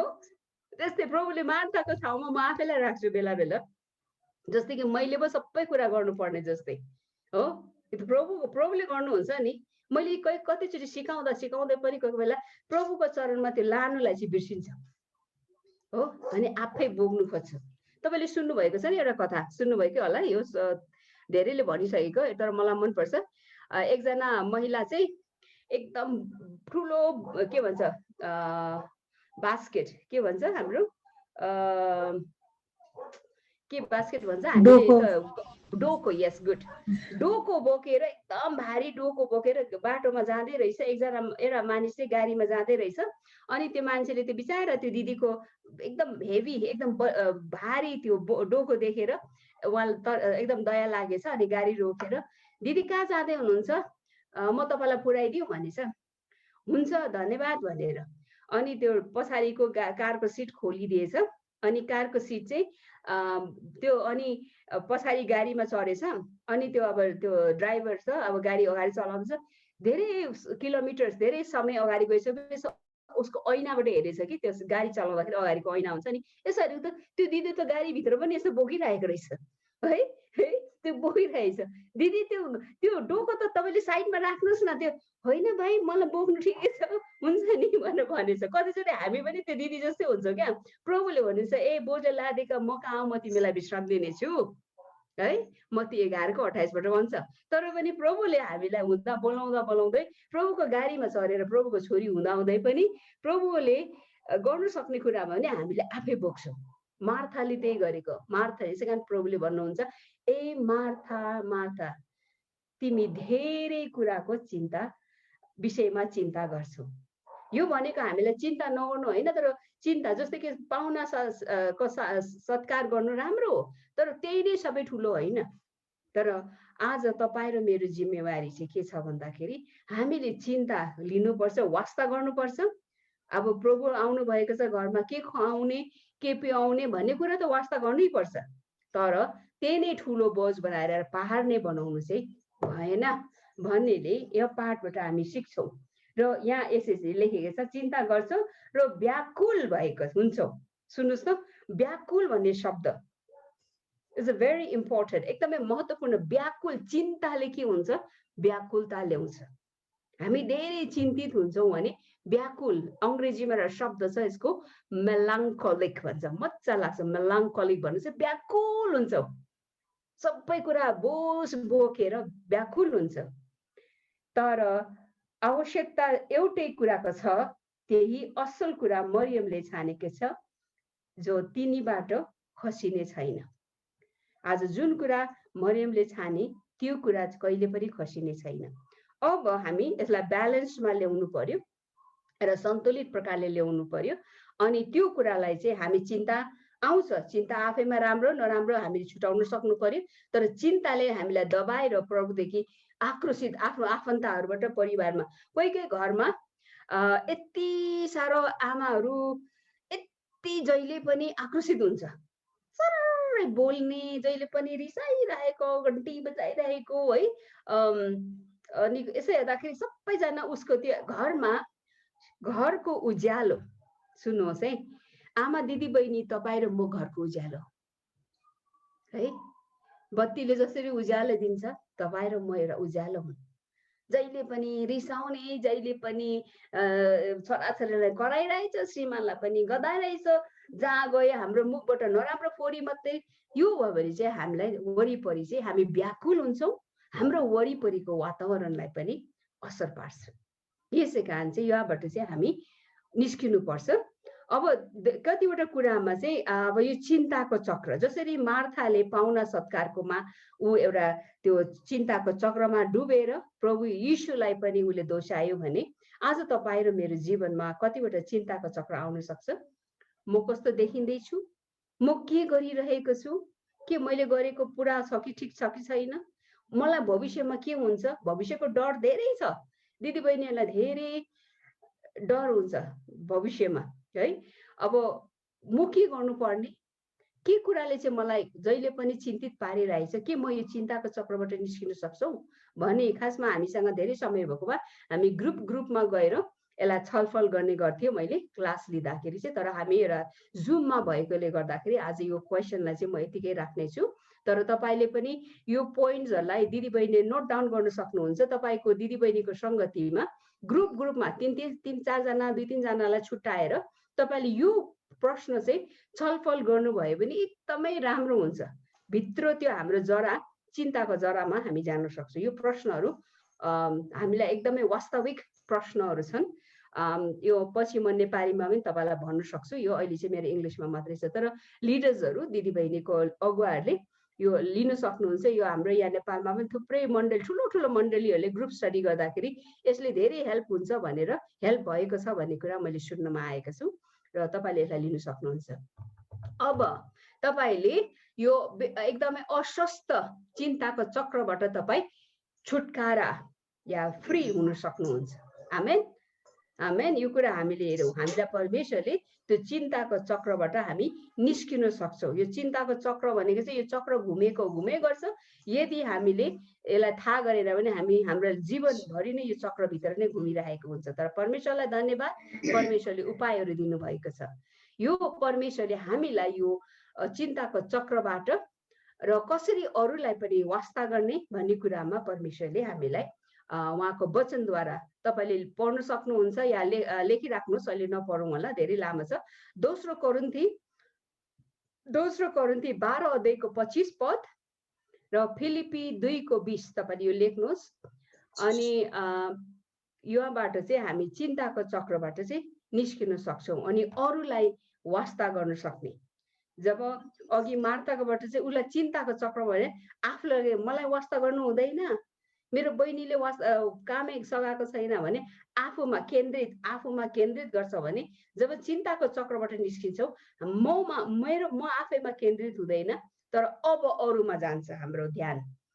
अब यो जब हामीले अस्वस्थ प्रकारले जहिले पनि चिन्ताको चक्रमा घुमिराख्ने हो भने चाहिँ यसको साइड इफेक्ट चाहिँ यसको परिणाम चाहिँ के हुन्छ भने हाम्रो सबै परमेश्वरले दिनुभएको शक्ति हामीलाई त्यो जुन ऊर्जा छ त्यो शक्ति हामीले त्यो शक्तिलाई एकदमै खेरो फालिरहेको हुन्छ, हामीलाई स्वास्थ्यमा असर पर्छ। यसले हामीले जति ध्यान प्रकारले जे कामहरू जिम्मेवारी गर्नुपर्छ त्यसमा पनि यसले असर पार्छ हो। अनि अर्को कुरा चाहिँ अघि तपाईले भन्दै हुन्थ्यो तपाईले साँच्चै नै मलाई फुर्काएको हो कि साँच्चै नै भन्दै तपाईँ जवान देख्नुहुन्छ, खुसी लाग्यो। मैले पनि आजभोलि धेरै चिन्ता चाहिँ प्रभुको चरणमा राखिरहेछु कि त्यसै कारण चाहिँ अलिकति त्यति बेसी उमेर भए पनि अलिकति जवान नै देख्छु चाहिँ जब मैले त्यो चिन्ताको चक्रबाट निस्केर प्रभुको चरणमा राख्नु सिकेँ त्यसपछि चाहिँ प्रभुले हाम्रो उमेरमा पनि हाम्रो उमेर त ढल्दै जान्छ तर प्रभुले नयाँ हामीलाई वचन सङ्ग्रह 103 भनिन्छ तिमी एकदमै उकाब जस्तै माथि माथि जानेछौ है, बुढेसकाल हाम्रो जवानीलाई उहाँले नयाँ पार्नुहुन्छ। आमेन। यसै कारण यो पनि। अनि हामी अर्को चाहिँ अनह्याप्पी डिस्पोजिसन भनेको चाहिँ जस धेरै चिन्ता गर्नु मान्छेलाई सानो कुरा सोध्ने बित्तिकै यति ठुलो दिदी तपाईँ आज कस्तो हुनुहुन्छ भनेपछि उसको यत्रो ठुलो कथा भन्छ। अब मेरो टाउको दुख्यो अनि यो भयो अनि यो भयो अनि यो भयो यति लामो इतिहास नै बताउँछ। त्यस्तो अवस्थाबाट चाहिँ हामी छुटकारा पाउँछौँ। आमेन। अब यो चिन्ताको चक्रबाट चाहिँ हामीलाई समाधान चाहिँ के हो? मेन कुरा चाहिँ प्रभुले दिनुभएको छ daily quiet time with God. जब परमेश्वरसँग हामी एकान्तको समय बिताउँछौँ।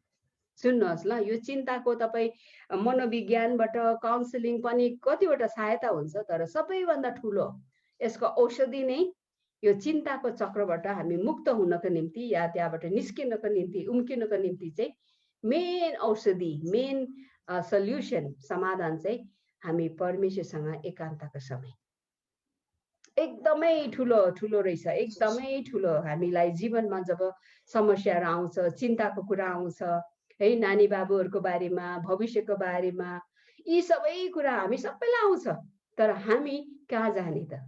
हामी परमेश्वरलाई त्यसै कारण यति धन्यवाद दिन्छौँ कि साँच्चै नै हाम्रो एउटा जसरी गाउँ बस्तीतिर मान्छेहरूले दिदी बहिनीहरूले दाउरा बोकेर घाँस बोकेर र चौथरीमा उनीहरू बिसाएर आफ्नो कथा व्यथा गर्छ। आज तपाईँ र मेरो चौथरी चाहिँ प्रभु यीशु हुनुहुन्छ। आमेन। हामीले बिसाउने हाम्रो दुःखको कुरा लगेर त्यहाँ राख्ने रुने कराउने प्रभुलाई भन्ने ठाउँ परमेश्वर हुनुहुन्छ। यसै कारण चाहिँ आज यो चिन्ताको चक्रबाट हामी निस्किनु उम्किनको निम्ति चाहिँ हामीले प्रभुसँग एकान्तको समय। अब एकान्तको समयको फाइदाहरू के छन् त? यो एकदम अगुवा भएपछि खालि अगुवा भएर हुँदैन जबसम्म हामी परमेश्वरसँग समय बिताउँदैन।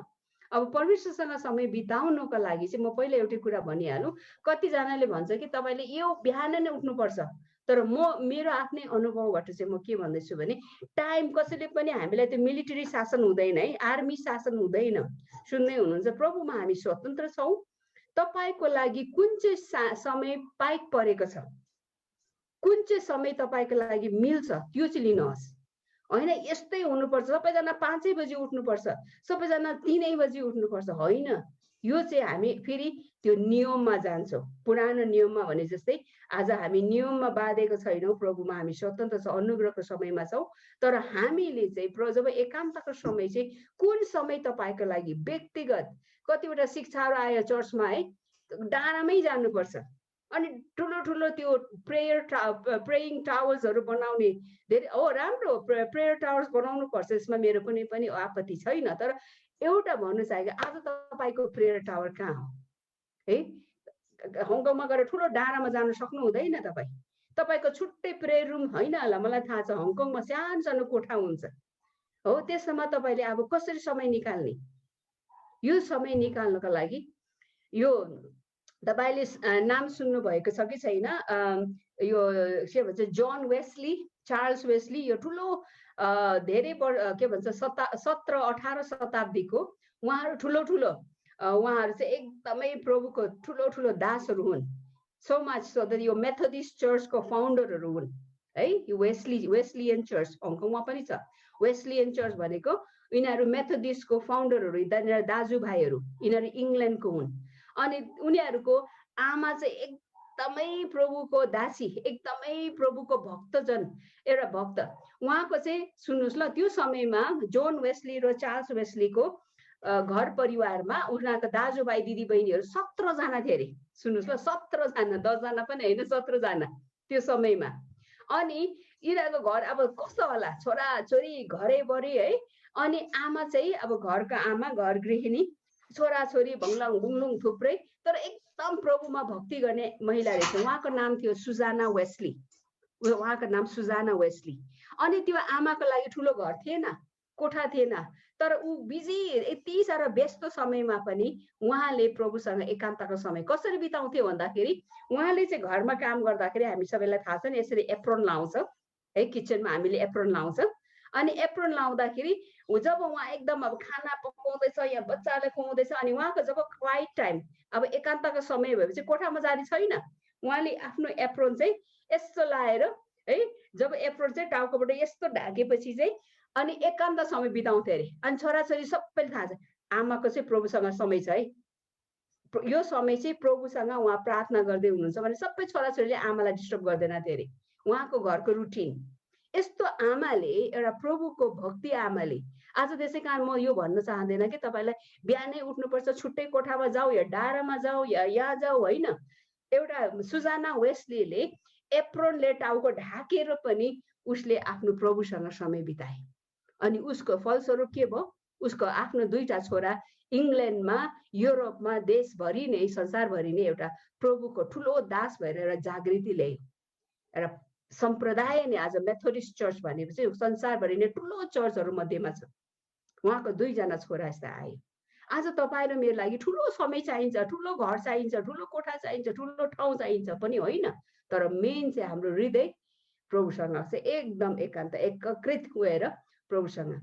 अब कतिचोटि तपाईँको बिहान समय छैन भने बेलुका निकाल्नुहोस्। बेलुका जब सबैजना सुतिसकेपछि तपाईँ एकान्त समय निकाल्नुहोस्। कि चाहिँ दिउँसो कोही पनि छैन भने घरमा है, नानीहरू स्कुल गएको छ, कोही पनि छैन भने त्यति बेला निकाल्नुहोस्। तपाईँको समय तपाईँलाई कुन टाइम पाइक पर्छ त्यो निकाल्नुहोस्। तर एकान्त समय नै हाम्रो चिन्ताको चक्रबाट हामीलाई उम्किने हाम्रा समाधान चाहिँ त्यही हो। किनभने एकान्त जब परमेश्वरसँग हामीले एकान्त समय बिताउँछौँ, परमेश्वरले हाम्रो भित्री, हाम्रो आत्मिकी भित्री कुराहरू उहाँले बुझ्नुहुन्छ। कुन कुराले हामीलाई चिन्ता गरिरहेको हुन्छ। कतिचोटि हामीले हाम्रो भित्र कुरा जे छ त्यो हामीले अरूसँग व्याख्या पनि गर्न सक्दैन। केही कुरा हामीले बुझ्नु सक्दैन, भन्नु सक्दैन। हो, तपाईँको एकदमै प्रिय जनहरूसँग, तपाईँको श्रीमान होला, तपाईँको छोराछोरी होला, आफन्त होला, तर पनि भित्र के हुन्छ त्यो चाहिँ मात्र प्रभुले थाहा हुन्छ। हो, कोही बेला यति साह्रो मनमा चिन्ताहरू हुन्छ, बोझहरू आउँछ, तपाईँ प्रभुको चरणमा गएर एकदमै सेयर गर्नुहोस्। प्रभुसँग गऱ्यो भने परमेश्वरले त्यो भित्र चिन्ताको कुराले उहाँले लिनुहुन्छ। अनि उहाँले के गर्नुहुन्छ भने प्रभु यीशुले चाहिँ हामीलाई हाम्रो नयाँ शक्ति दिनुहुन्छ अनि हाम्रो सबै चिन्ताहरूबाट चाहिँ उहाँले हामीलाई मुक्त पार्नुहुन्छ। उहाँले हाम्रो विशेष गरेर रोमी 8:39 भन्दछ, यो तपाईँले हाम्रो वर्थ भनेको चाहिँ हाम्रो मूल्य है, हाम्रो मूल्य चाहिँ प्रभुले हामी जब उहाँसँग एकान्त समयमा बिताउँछौँ, अघि मैले भने नि 3वटा कुराले हामीलाई चिन्ताको कुरा आउँछ। एउटा चाहिँ हाम्रो कोही बेला हाम्रो स्वाभिमानमा ठेस पुर्याउँछ। कोही बेला हामीलाई के भनिदिन्छ, छस्से पर्छ हामीलाई, म त केही पनि रहेन रहेछु, मलाई कहिले वास्ता गर्दैन भन्ने खालको कुरा पनि आउँछ। कोही बेला भविष्यको कुरा आउँछ। तर परमेश्वरमा जब हामी एकान्तको समय बिताउँछौँ, उहाँले हाम्रो मूल्य को हुँ भन्ने कुरा, जति प्रभुसँग तपाईँ समय बिताउनुहुन्छ उति नै भित्रबाट एउटा के भन्छ एउटा ऊर्जा मिल्दो रहेछ है। प्रभु र म भयो भने हुन्छ भन्ने खालको एउटा आँट आउँदो रहेछ है। प्रभु र म भए पुग्छ, संसार नै मेरो साथमा हुनुपर्छ छैन, प्रभु र म भयो भने म गर्न सक्छु भन्ने खालको भित्रबाट जोस र ऊर्जा नयाँ तागत परमेश्वरले दिनुहुन्छ। अनि मत्ती 6:34 मा भने जस्तै उहाँले हामीलाई सिकाउनुहुन्छ प्रत्येक दिन चाहिँ उहाँमा भरोसा गरेर। मलाई अर्को पद पनि मनपर्छ, एउटा के भन्छ ल्यामेन्टेसन, बिलापको, हामीलाई थाहा छ होला, बिलापको 3 अध्यायको 23 र 24 कि कतिमा छ, त्यहाँ तपाईँले प्रत्येक दिन उहाँको करुणा चाहिँ के छ, नयाँ ताजा हुन्छ। परमेश्वरले हामीलाई बासी दिनुहुन्न, उहाँले हामीलाई ताजा दिनुहुन्छ। त्यो ताजापन लिनको निम्ति हामी प्रभुसँग एकान्त समय बिताउनु पर्छ। अनि एकान्त समय बिताउँदाखेरि के हुन्छ त, जब हामी परमेश्वरसँग प्रार्थना गर्छौँ, वचन पढ्छौँ, उहाँले हाम्रो भित्री लुकिएको डरहरू, कोही बेला अब मृत्युको डर, बिरामी आउँदाखेरि के हुन्छ, मर्छु होला, मेरो बाल बच्चालाई के हुन्छ, यी सबै कुराहरूको डरहरू। पहिलो यूहन्ना 5:13 जुन तपाईँले हेर्नुभयो भने पहिलो यूहन्ना 5:13 योबाट उहाँले हाम्रो भित्री डरहरूबाट हामीलाई छुटकारा दिनुहुन्छ। एकान्तको समयमा हामी जब जान्छौँ, उहाँले देखाउनुहुन्छ, उहाँको वचन पढ्दाखेरि उहाँले हामीले थाहा गर्छ कि हाम्रो प्राथमिकता चाहिँ कहाँ दिनुपर्ने। आज हामी संसार पछि नै कुदिरहेको हुन्छौँ, रेट रेस भन्छौँ नि, जस्तो संसार कुदिरहेको हुन्छ, तर हामीले कहाँ प्राथमिकता दिनुपर्ने भन्ने कुरामा यहाँ यसले बताउँदछ। अर्को कुरा चाहिँ फिलिपी 4:6 र 7 हामीले जानेकै पदहरू हुन् यी सबै। उहाँले चाहिँ हामीलाई भित्री शान्ति दिनुहुन्छ, त्यो शान्ति जो संसारले दिन सक्दैन, आमेन, पैसा रुपियाँले किन्न सक्दैन। यो हामीले जब एकान्तको समयमा हामी जान्छौँ, यी कुराहरू चाहिँ तपाईँले र मैले अनुभव गर्न सक्छौँ। अब अर्को कुरा, यो एकान्तकै समयको कुरामा तपाईँले जब बाइबल लिएर पढ्नुहुन्छ, परमेश्वरको वचनहरू पढ्नुहुन्छ, प्रार्थना गर्नुहुन्छ, बाइबल पढ्दाखेरि एकान्तको समयमा तपाईँले जब बाइबल अध्ययन गर्नुहुन्छ, म एक दुईवटा कुरा पनि भन्न चाहन्छु यसमै। बाइबल पढ्दाखेरि हामीले कुनै पनि, अब तपाईँलाई बाइबल पढ्यो है, बाइबल पढेछ, हामीले के गर्छौँ भने यो खण्डले के भनेछ मेरो परिस्थितिमा भन्छौँ नि एकैचोटि है तपाईँलाई। तर बाइबल पढ्ने तरिका चाहिँ के हुन्छ भन्दाखेरि, तपाईँले कुनै खण्ड पढ्नुहुन्छ, सुन्नुहोस् ल, यो कतिजनालाई यो यसलाई थाहा छैन होला, यो कुनै पनि पाठ पढ्नु भएपछि यो पाठले परमेश्वरको बारेमा के भन्दैछ, मेरो लागि होइन, मेरो र मेरो परिस्थितिमा होइन। सुन्नुहोस् ल, पहिला हामी चाहिँ हाम्रो परिस्थितिको खोज्न थाल्छौँ। बाइबल खोल्ने बित्तिकै मेरो परिस्थिति कहाँ लेखेको छ भने हामी खोल्छौँ, तर त्यसरी होइन। बाइबल अध्ययन गर्दाखेरि, यो पढ्दाखेरि परमेश्वरको बारेमा के भन्दैछ यो पाठले। अघि हामीले मरियम र मार्ताको बारेमा हेर्यौँ, अनि त्यो हेर्दाखेरि हामीले प्रभु यीशुले के गर्यो, प्रभु यीशुको पाठ के थियो त, यहाँ हेर्दाखेरि कोही बेला हामीले प्रभु यीशुको बारेमा छर्लङ्गै नदेख्ला, तर हामीले हेरौँ, प्रार्थना गरौँ, प्रभु यस खण्डले तपाईँको बारेमा के लेखेछ। किनभने सुन्नुहोस्, किन यो तरिका किन हामीले बुझ्नुपर्छ भन्दाखेरि, जब हाम्रो ध्यान चाहिँ परमेश्वरमा जान्छ है, परमेश्वरमा जान्छ यो ध्यान, त्यसपछि मात्र यो परिस्थितिले, यो खण्डले मेरो बारेमा के भन्छ, तेस्रो चाहिँ यो खण्डले मेरो परिस्थितिको बारेमा के भन्छ है। पहिला चाहिँ हामीले मेरो बारेमा, मेरो परिस्थितिको बारेमा हेर्छौँ, परमेश्वरको बारेमा सोच्दैन, खालि म मात्रै भन्छौँ। तर बाइबल पढ्दा, बाइबल अध्ययन गर्दाखेरि यो खण्डले परमेश्वरको बारेमा के भन्छ, त्यसपछि मात्र यो परिस्थितिले, यो खण्डले मेरो बारेमा के भन्छ र मेरो परिस्थिति। किन यो तरिकाले हामी जब गर्छौँ भने, जब हामी परमेश्वरलाई हेर्छौँ, परमेश्वर यति महान हुनुहुन्छ, उहाँको अगाडि हाम्रो समस्या त केही पनि होइन। बुझ्दै हुनुहुन्छ, यो चाहिँ ठुलो कुरा छ। तर हामीले हाम्रो समस्यालाई चाहिँ ठुलो बनाउँछौँ अनि परमेश्वरलाई सानो बनाउँछौँ, त्यसै कारण हामी परमेश्वरमा पनि सन्तुष्ट हुँदैनौँ। तर परमेश्वर को हुनुहुन्छ, उहाँ स्वर्ग र पृथ्वीको मालिक, उहाँ सृष्टिकर्ता, उहाँले तपाईँ र मलाई रच्नु भएको।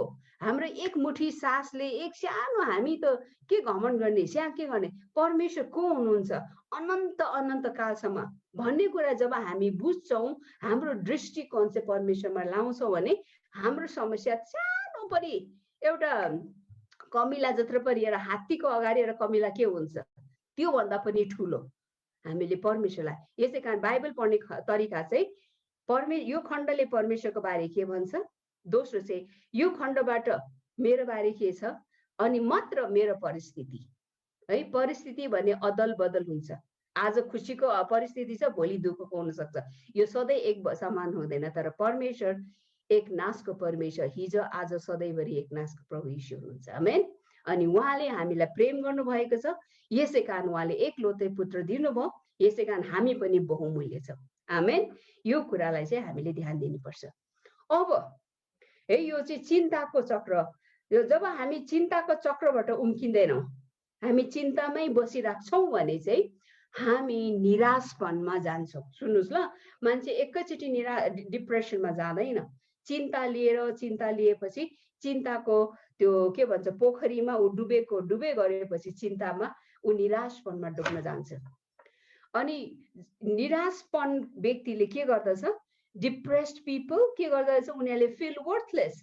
आफैलाई एउटा चिन्तित व्यक्तिले एउटा निराश व्यक्तिले, निराशपन भनेको चाहिँ डिप्रेसनमा जाने व्यक्ति, डिप्रेस भएको व्यक्तिले चाहिँ के गर्न थाल्छ, म केही पनि होइन, मेरो मूल्य छैन, म केही पनि होइन, म बेवास्ता, म एकदमै कसैले पनि मलाई वास्ता छैन, म केही पनि गर्न सक्दिनँ भनेर उसको सोच, उसको दिमागमा एकदम युजलेस, एकदम बेकामको, म बेकामको छु, जिएर पनि के काम भन्ने खालको अवस्थामा जान्छ।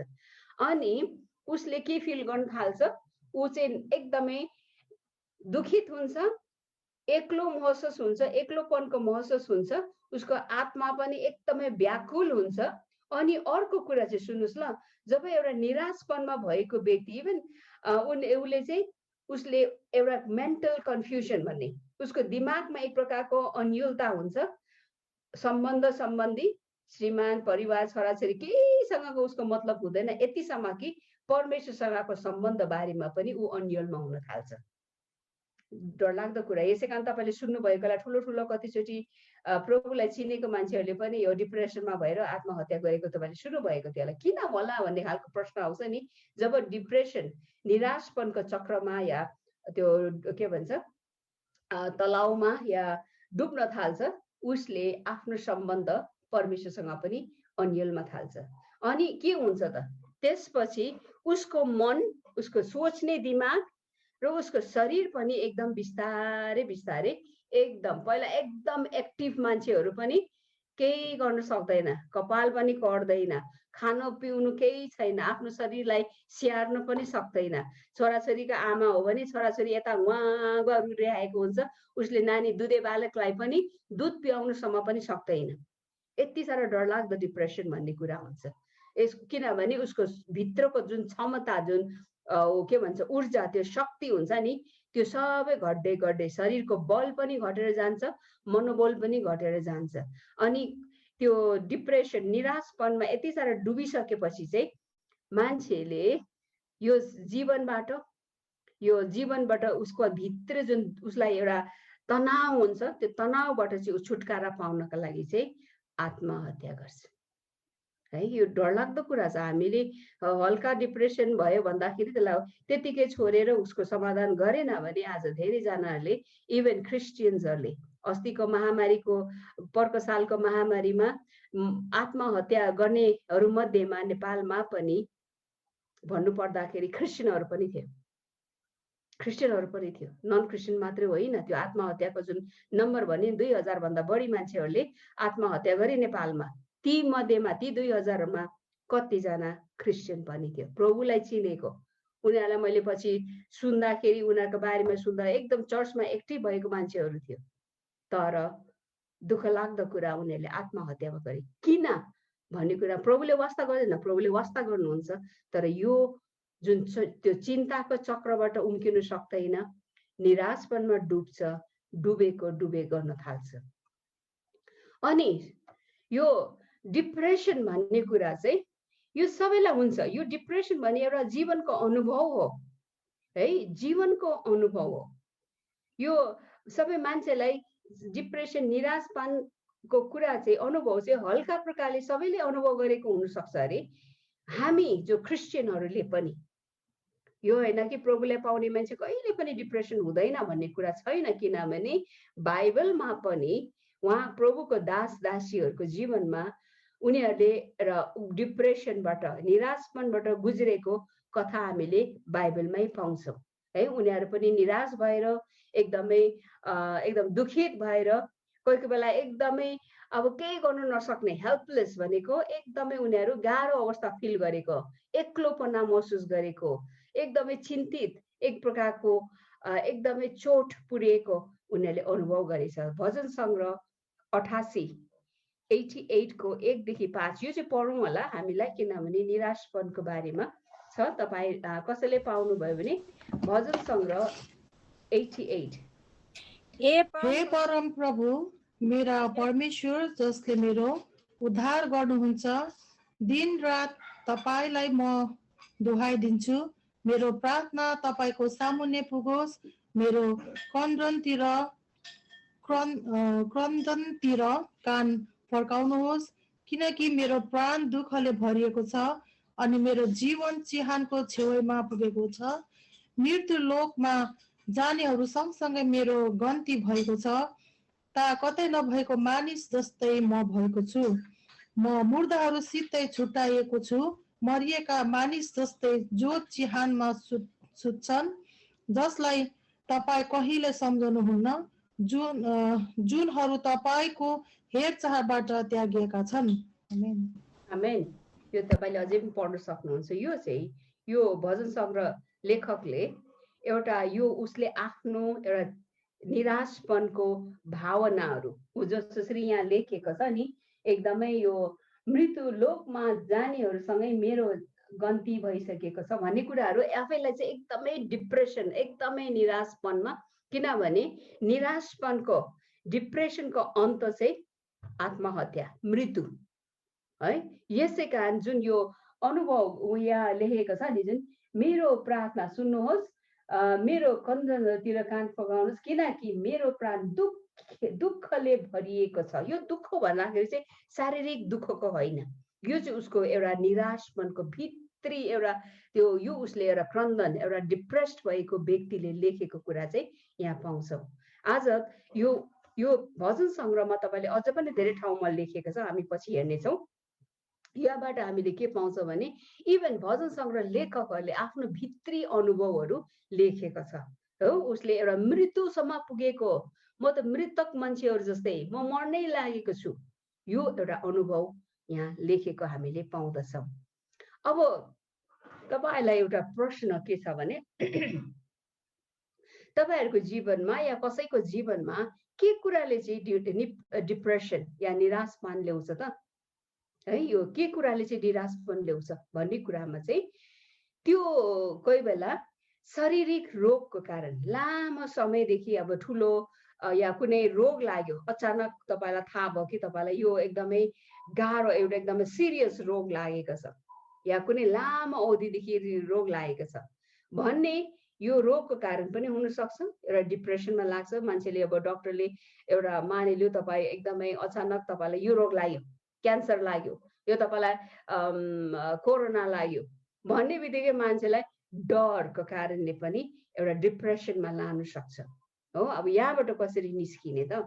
अर्को चाहिँ एउटा कुरा के हुनसक्छ भने यो रासायनिक बायोकेमिकल चेन्जेस हाम्रो शरीरमा जब हामी विभिन्न परिस्थितिबाट विभिन्न समयहरूबाट हामी गुज्रिन्छौँ। विशेष गर्न एउटा आमा दिदी बहिनीहरू भर्खर नै बच्चा जन्माएको महिला जसरी हुन्छ आमा बन्छन्, उसको लागि पनि एउटा डिप्रेसनमा जान्छ। त्यो चाहिँ एउटा त्यसलाई चाहिँ भन्छ पोस्टपार्टम ब्लुज भन्छ। पोस्टपार्टम ब्लुज भनेको चाहिँ जब भर्खर नै सुत्केरी हुन्छ, कोही बेला त्यसको उनीहरूको शरीरको, किनभने एउटा आमा 9 महिना बच्चा कोखमा राखेर जन्माइसकेपछि उसको शरीरमा कोही बेला त्यो रासायनिक बायोकेमिकल चाहिँ कम्ती हुन जान्छ अरे। अनि त्यसले गर्दाखेरि बच्चा जन्माएको छ, खुसी हुनुपर्ने नि, तर उल्टा बच्चालाई हेर्दै ऊ एकदम निराशपनमा डुब्न सक्छ। त्यो चाहिँ पोस्टपार्टम ब्लुज हुन सक्छ। अर्को चाहिँ त्यो शारीरिक कारण चाहिँ डिप्रेसन चाहिँ मैले अघि भनिहालेँ दिदी बहिनी, जब उनीहरूको महिनावारी रोकिन्छ, मेनोपोज अब उसको महिनावारी रोकिएपछि चाहिँ उसको शरीरमा एगेन अर्को चेन्ज हुन्छ। हाम्रो बडीमा अर्कै किसिमको चेन्ज हुन थाल्छ अनि त्यति बेला पनि कतिचोटि हाम्रो यदि बायोकेमिकल चेन्जेसहरू आउँदाखेरि पनि यसले डिप्रेसनमा लानु सक्छ अरे है। यो चाहिँ शारीरिक कारणले गर्दाखेरि डिप्रेसन हुने। अब यसको लागि उपाय के छ त? यसको लागि उपाय चाहिँ अब अफकोर्स प्रार्थना छ, प्रभुसँग प्रार्थना छ, बाइबल पढिन्छ, तर यसको लागि औषधि पनि लिन सकिन्छ है। सबै डिप्रेसन चाहिँ भूतले दुष्ट आत्माले आएको भन्ने कुरा चाहिँ छैन। कतिचोटि हाम्रो शरीरको कमजोरीको कारण, रोगको कारण हुन सक्छ, तर यी सबै कुरा यो औषधि खाएर पनि तर यसलाई चाहिँ थाम्न सक्छ। तर मेन कुरा चाहिँ हामी प्रार्थना र परमेश्वरको वचनबाट अनि काउन्सिलिङबाट चाहिँ हामी हेल्प गर्न सक्छौँ। अर्को कुरा चाहिँ कुनै व्यक्ति चाहिँ, यो चाहिँ एउटा फर्स्ट कारण कसरी निराशपन आउँछ भन्ने कुरा। अर्को चाहिँ मेलाङ्कोलिक पर्सनालिटी भने नि अघि मैले तपाईँलाई, कसैको व्यक्तित्व नै यस्तो खालको हुन्छ, एकदमै व्याकुल खालको, व्याकुल खालको क्या, एकदमै सानो कुरा पनि सानो चिन्तित हुने, सानो कुरालाई पनि ठुलो चिन्ताको भावना मात्रै डुबिराख्ने, त्यस्तो व्यक्तिहरू चाहिँ छिट्टो निराशपनमा डुब्न सक्छ। उनीहरूको व्यक्तित्व भन्छ पर्सनालिटी है, हाम्रो विभिन्न व्यक्तित्व छ। कोही एकदम सानो कुरालाई ठुलो बनाउने, कोही चाहिँ ठुलो समस्या भए पनि एकदम हल्कासँग लिने, आफ्नो व्यक्तित्वमा फरक छ। एकदम मेलाङ्कोलिक या व्याकुल हुने व्यक्तिलाई चाहिँ गाह्रो हुन्छ। अर्को चाहिँ फ्याटिक। फ्याटिक भनेको चाहिँ कोही बेला हामी एकदम थकित हुन्छ, एकदम कामको कारण, धेरै जिम्मेवारीको कारण, कोही कोही बेला हामी मानसिक तौरले, शारीरिक तौरले पनि एकदम थकित महसुस गर्दाखेरि यसले पनि फ्याटिक भन्छ जसलाई, त्यो हामीले यसलाई डिप्रेसनतिर लान सक्छ अरे भन्ने कुरा। अर्को चाहिँ नकारात्मक सोच। होसियारी हुनुपर्ने, धेरै नकारात्मक सोचिराख्यो भने पनि यसले के भन्छ नेगेटिभ सोचले पनि डिप्रेसनमा लान सक्छ। अर्को चाहिँ डिपेन्डेन्सी अन द एप्रुभल भनेको चाहिँ के छ भने हामीलाई जहिले पनि हामी अरूप्रति, अरूले मलाई के भन्छ, अरूले प्रशंसा गरेको, अरूमाथि हामी भर पर्छौँ, अरूको विचार, अरूको भनाइमा राम्रो, अरूले आज तिमी राम्रो देखेको छौ भन्यो भने खुसी हुने, आज कस्तो देखेको छौ भने यसले निराश हुने, अनि अरूमा भर पर्ने व्यक्तिहरू हुन्छ। कतिजना एकदम अरूको भनाइमा मात्रै पर्खिरहेको हुन्छ, त्यस्तो व्यक्तिहरू डिप्रेसनमा जान सक्छ। अनि कोही बेला लोनलीनेस, एक्लोपना है, एक्लोपना। अब स्पिरिचुअल रिजन, कोही कोही बेला प्रभुको आज्ञा उल्लङ्घन गरेपछि आत्मिक कारण पनि डिप्रेसनमा आउँछ। हामीले यो पछि बाइबलमा हेर्नेछौँ दाउदले गरेको कुराहरू। Changes in season. अब अर्को कुरा चाहिँ कोही कोही बेला हाम्रो मौसम परिवर्तन हुँदा पनि, यो प्राय मान्छेहरू जाडो महिना, विन्टर लाग्ने बित्तिकै चिसो महिना, अब विशेष गर्न कतिवटा ठाउँहरूमा एकदमै अब विदेशतिर जब के भन्छ जाडो महिनामा दिउँसो 4 बजे अँध्यारो हुन्छ, हामी डेनमार्कमा बस्दाखेरि कतिजना मान्छेहरू डिप्रेसन भएको हामीले थाहा गऱ्यो। एकजना फिलिपिन्सको लेडी थियो, ऊ चाहिँ अब जहिले पनि फिलिपिन्समा घाम लागिराख्ने ट्रपिकल क्लाइमेट हो, ऊ चाहिँ बिहा गरेर डेनिस मान्छेसँग बिहा गरेर जब गयो, अब उता त 4 बजे अँध्यारो हुन्छ विन्टरमा हो, बिहान 8 बजीसम्म पनि टर्च लाइट लिएर हिँड्नुपर्छ। त्यस्तो अवस्थामा उसले थाहा नगरेर मौसमको कारण पनि ऊ डिप्रेसनमा गएको। अर्को कुरा चाहिँ ग्रिफ, हामी शोक, अनि हामीले कुनै पनि गुमाएको कुरामा, आफ्नो सम्बन्ध गुमाएकोमा, धेरैचोटि अब कतिचोटि परिवारमा डिभोर्सहरू भएको बेलामा है, छोराछोरी टाढा गएको बेलामा, समस्या कुनै पनि गुमाउने कुरामा पनि हामी पछि हेर्नेछौँ। अनि कोही बेला चाहिँ हामीले फेलियर भनेको असफलता, हाम्रो जीवनमा हामीले कति प्रयास गर्छौँ, हामी असफल हुने बित्तिकै हामी डिप्रेसनमा। यो कतिवटा कारण, योभन्दा बढी पनि छ, तर मैले जस्ट यो कारणहरू बताएको छौँ। कोही बेला तपाईँले कसैलाई काउन्सिलिङ गर्दाखेरि एज अ लिडर तपाईँले काउन्सिलिङ गर्नुपर्छ, यो पोइन्ट तिम्रो यो हो, यो कारण हुनसक्छ भन्ने तपाईँले टिक लाउँदै अनि त्यसपछि केलाउँदै तपाईँ जान सक्नुहुन्छ। अब 1-2वटा चाहिँ म तपाईँलाई, जस्तै कि लस है, अब हामीले कुनै पनि कुरा गुमाएकोमा डिप्रेसन हुन्छ। अनि किनभने गुमाउनु भनेको चाहिँ कस्तो खालको गुमाउने चाहिँ हाम्रो विशेष गर्न किन चाहिँ यो महामारीमा, यो के भन्छ पेन्डेमिकमा किन मान्छे धेरै डिप्रेसनमा गयो भन्दाखेरि धेरैले आफ्नो जागिरहरू गुमायो, आफ्नो आय स्रोतहरू गुमायो। अनि के भयो त, उसको आउने अब आय स्रोतै छैन, इन्कमै छैन, उसको जागिरै छैन, बिजनेस छैन। अनि यस्तो अवस्थामा उनीहरू एउटा आफ्नो जागिर, आफ्नो आय स्रोत गुमाउँदाखेरि पनि डिप्रेसन भएको हामी पाउँछौँ। अर्को चाहिँ आफ्नो पद है, अब कतिजना ठिकै आफ्नो यो व्यवसायमा एउटा ठुलो डाइरेक्टर भएर बिजनेस अब भनौँ न म्यानेजर भएर बसेको। यहाँ नेपालमा तपाईँले सुन्नुभयो कि होइन, ठुलो पुरानो एकदमै अन्नपूर्ण 5 तारे होटल सुन्नुभएको, दरबार मार्गको, त्यहाँको दरबार मार्ग यो महामारीमा बन्द भयो, छैन अब 5 तारे होटल। अनि हामीले त्यहाँको होटलको 1-2 जना विशेष गर्न माथिल्लो लेभलको सिनियर म्यानेजरहरूलाई चिन्थ्यौँ है। अनि उनीहरूको पहिला त अब 5 तारे होटलको म्यानेजर भनेको त ठुलो पद हो नि त। अब होटलको व्यवसाय नै ठप्प भयो, 5 तारे होटल बन्द भयो। अब काठमाडौँमा अन्नपूर्ण होटल छैन। अब त्यहाँ भएको जागिर पनि गुमायो, जागिर आफ्नो आय स्रोत गुमाए। उसले जुन एउटा पद, एउटा म्यानेजर भएर बसेको पद हो, अब घरमा त जागिरै छैन, फर्गेट अबाउट टाइटल। अब यस्तो कुराले पनि डिप्रेसन ल्याउन सक्छ। अर्को कुरा चाहिँ कोही बेला कुनै पनि दुर्घटना, एक्सिडेन्ट, दुर्घटना इत्यादि भएर चाहिँ आफ्नो शरीरको अङ्गभङ्ग हुन्छ है, त्यति बेला पनि डिप्रेसन हुन्छ। अर्को कुरा चाहिँ रिलेसनल, यो चाहिँ शारीरिक हो भने कोही बेला मैले अघि भनिहालेँ, सम्बन्ध विवाह विच्छेद हुने बित्तिकै धेरैजना दिदीबहिनीहरू, महिलाहरू, श्रीमानहरू, पुरुषहरू पनि डिप्रेसनमा भएको हामीले सरसल्लाह दिएको छौँ।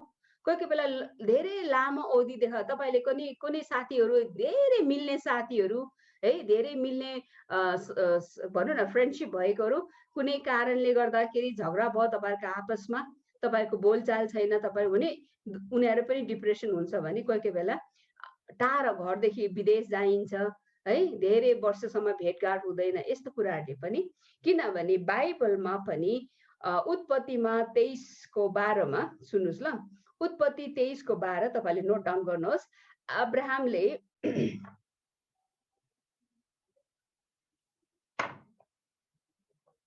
अब्राहमले आफ्नो श्रीमती सारालाई गुमाएपछि ऊ पनि एक प्रकारको निराशपनमा भएको थियो अरे। अर्को चाहिँ जब आइसेक, अब्राहमको छोरा, आफ्नो आमा मरिसकेपछि ऊ पनि एक निराशपनमा भएको थियो। अनि जब उसले रेबेका, उसको आफ्नो श्रीमती आए, विवाह भइसकेपछि त्यहाँ लेखेको छ कि अब आमाको दुःखपन, आमाको मृत्युको निराशपन चाहिँ उसले श्रीमती पाइसकेपछि अब उसले त्यो दुःखपनबाट, निराशपनबाट निस्किएर भन्ने कुरा हामी त्यहाँ पाउँछौँ। दोस्रो सामुएल 12:15-23 लेख्नुहोस्, पछि हामीसँग टाइम छैन, तपाईँले पढ्न सक्नुहुन्छ।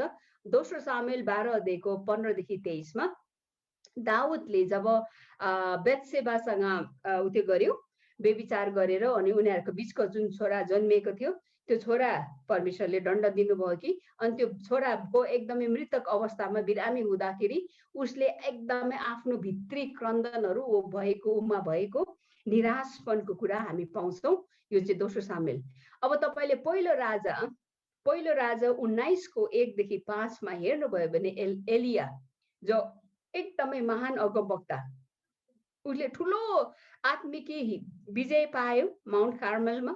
तर पछि गएर जब जेजेबेल, रानी येजेबेलले उसलाई मार्ने धम्की दियो, ऊ हेर्नुहोस् त, भर्खर नै यत्रो ठुलो आत्मिकी विजय पाएको व्यक्ति पनि निराशपनमा, तपाईँले पढ्नुभयो भने मजा लाग्छ, अब म सक्दिनँ, अब म मर्छु, उसलाई पनि यति साह्रो डिस्पोन्डेन्ट भन्छ, यति साह्रो निराशपन भएको। यो देख्दाखेरि क्रिस्चियनहरू, प्रभुको छोराछोरीहरू पनि निराशपनमा डुब्न सक्छ भन्ने कुरा चाहिँ बाइबलबाट हामी पाएको छ। तर यही नै हाम्रो लागि यही हुनुपर्छ भन्ने होइन, यहाँबाट कसरी निस्किए त उनीहरू भन्ने कुरा चाहिँ महत्त्वपूर्ण छ। अर्को चाहिँ गिल्ट फिलिङ्स, कोही बेला दोषी भावनाले पनि निराशपन ल्याउँछ। म 2-3वटा मात्रै छानेको छु किनभने यो महत्त्वपूर्ण, एउटा लिडर भएको कारणले गर्दा कोही बेला दोषी भावना हुन्छ। अब यो दोषी भावना तपाईँको, यदि तपाईँले परमेश्वरको आज्ञा उल्लङ्घन गर्नुभयो, जानी पनि कोही बेला जानी बुझिकन पनि भुल गर्छ, अनि त्यसपछि तपाईँको त्यो भित्र अरूले नगरे पनि हामीलाई परमेश्वरको आत्मा दिनुभएको छ, अनि त्यो आत्माले नै हामीलाई हामीलाई थाहा हुन्छ कि यो मैले नगर्नु पर्ने थियो भनेर। अब तपाईँले के गर्नुपर्ने, खासमा त हामी पहिलो यूहन्ना 1:9 जानुपर्ने थियो हो। परमेश्वर चाहिँ धार्मिक र न्यायकर्ता हुनुहुन्छ, उहाँले हाम्रो पापहरू क्षमा गर्ने। तर हामी के गर्छौँ, हामीले भुल त गर्यौँ, तर हामी प्रभुदेखि भाग्न थाल्छौँ हो। हाम्रो भुलसँगै हामी प्रभुदेखि टाढो भाग्दाखेरि हामी के हुन्छौँ, हामी निराशपनमा डुब्न सक्छ। भजन सङ्ग्रह 32:1-5 दोस्रो सामुएल 12 अध्यायको 13 देखि 15 यहाँ चाहिँ हामीले जब बेत्सेबासँग दाउदले व्यभिचार गर्यो अनि यसले उसको शारीरिक र भावनात्मक कुरामा र दोषी भावना, तर धन्यवाद हामी दाउदले पछि आफ्नो भूल आफ्नो पापलाई स्वीकार गरेर फेरि पनि उसले परमेश्वरसँगको सम्बन्धलाई पूर्ण निर्माण गर्यो अनि फेरि गएर उसले कहिले पनि यो खालको भूल चाहिँ पाप चाहिँ गरेन है। दाउद जस्तै दाउदलाई के भनिन्छ परमेश्वरको a man after God's own heart भनेको परमेश्वरको हृदयले चाहेको व्यक्तिले त भूल गर्यो तर भूलमै बसेन, पापमै बसेन। ठुलो कुरा यहाँ छ, सुन्नुहोस्, मान्छे हो भूल गर्छौँ, कोही बेला पाप गरिन्छ, तर परमेश्वरमा गएर पश्चाताप गरेर क्षमा लिन्छौँ भने फेरि पनि हाम्रो पूर्ण स्थापना परमेश्वरसँग हुन्छ र क्षमा के निराशपनबाट हामी भाग्न सक्छौँ।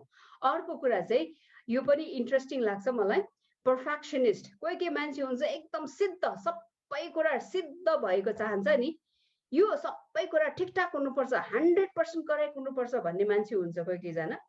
उनीहरूले पनि यस्तो मान्छेहरू पनि छिट्टो डिप्रेसनमा पर्छ, किनभने ऊ चाहिँ जहिले पनि म नै बेस्ट, म नै राम्रो हुनुपर्छ, म नै सबै कुरा हुनुपर्छ, म नै पहिलो प्रथम हुनुपर्छ भन्ने उसको एउटा इच्छा हुन्छ। अनि कोही बेला आफूले चाहेको जस्तै त्यो नमिल्दाखेरि ऊ आफैलाई दोषी भावना थाल्छ अनि ऊ चाहिँ आफैलाई पनि एउटा के भन्छ असफल भएको महसुस गर्छ। एउटा के भन्छ जो चाहिँ एउटा एकदमै सिद्ध भएको चाहन्छ त्यस्तो व्यक्तिको एकदमै उसको स्ट्यान्डर्ड चाहिँ हाई हुन्छ अरे, माथि हुन्छ। अनि उसले आफ्नो जीवनमा पनि सुन्नुहोस् ल, उसले त चर्च गइरहेको छ, आफ्नो प्रभुको सेवा गरिरहेको छ, काम सबै गरिरहेछ, तरै पनि अहिले पनि म प्रभुसँग ठिक छैन होला भनेर आफैलाई त्यो प्रभुसँगको नजिक जाँदैन। यसमा चाहिँ एउटा असल उदाहरण चाहिँ त्यो छ नि प्रोडिगल सन, लुका 15मा त्यो दुईजना छोराहरू, त्यो दाइ छ नि, बाबाकै घरमा बसेर बाबाकै सेवाकाई गरेछ तर बाबासँगको माया प्रेम छैन। कोही व्यक्ति त्यो खालको हुन्छ, चर्चमै दिनरात खटिरहेको हुन्छ, दिनरात उसको जीवन प्रभुको लागि दिइरहेको हुन्छ, तर म अहिले पनि प्रभुसँगको पुगेको छुइनँ होला, प्रभुले मलाई अहिले पनि ग्रहण गर्न सक्दैन होला भन्ने हालको एउटा भावना हुन्छ। अनि एउटा प्रश्न चाहिँ आज हामी सबैको लागि छ, यदि तपाईँ त्यो खालको व्यक्ति, तपाईँ सिद्ध चाहने व्यक्ति हो भने चाहिँ सानो कुराले जस्तै कि तपाईँ चर्च जानुहुन्छ, बाइबल पढ्नुहुन्छ, प्रार्थना गर्नुहुन्छ, असल कामहरू पनि गर्नुहुन्छ, तर तपाईँ भन्छ म अहिले पनि क्रिस्चियन ठिक भएको छुइनँ, अहिले पनि तपाईँ आफ्नै कोसिसमा तपाईँ जिराख्न चाहनुहुन्छ भने याद गर्नुहोस्, आज तपाईँ र मेरो निम्ति रोमी 8:31 देखि 39मा भन्दछ, हामीलाई रद्द गर्नु पर्दैन, हाम्रो लागि सेल्फ कन्डमनेसन होइन, किनभने हामी परमेश्वरले हाम्रो आफ्नो कोसिस त होइन। सुन्नुहोस्, एकदम गुड न्युज, असल खबर चाहिँ यहाँ छ, हामी आफ्नो कोसिसले होइन, तर परमेश्वरले नै हामी जस्तो अवस्थामा थियौँ हामी त्यो अवस्थामा परमेश्वरले हामीलाई स्वीकार गर्नुभएको छ। कसैले रोमी 5:8 पढिदिनुहुन्छ र एकजनाले रोमी 5:8, अर्कोले चाहिँ एफिसी 2:8 र 9 पढिदिनुहोस् न प्लिज।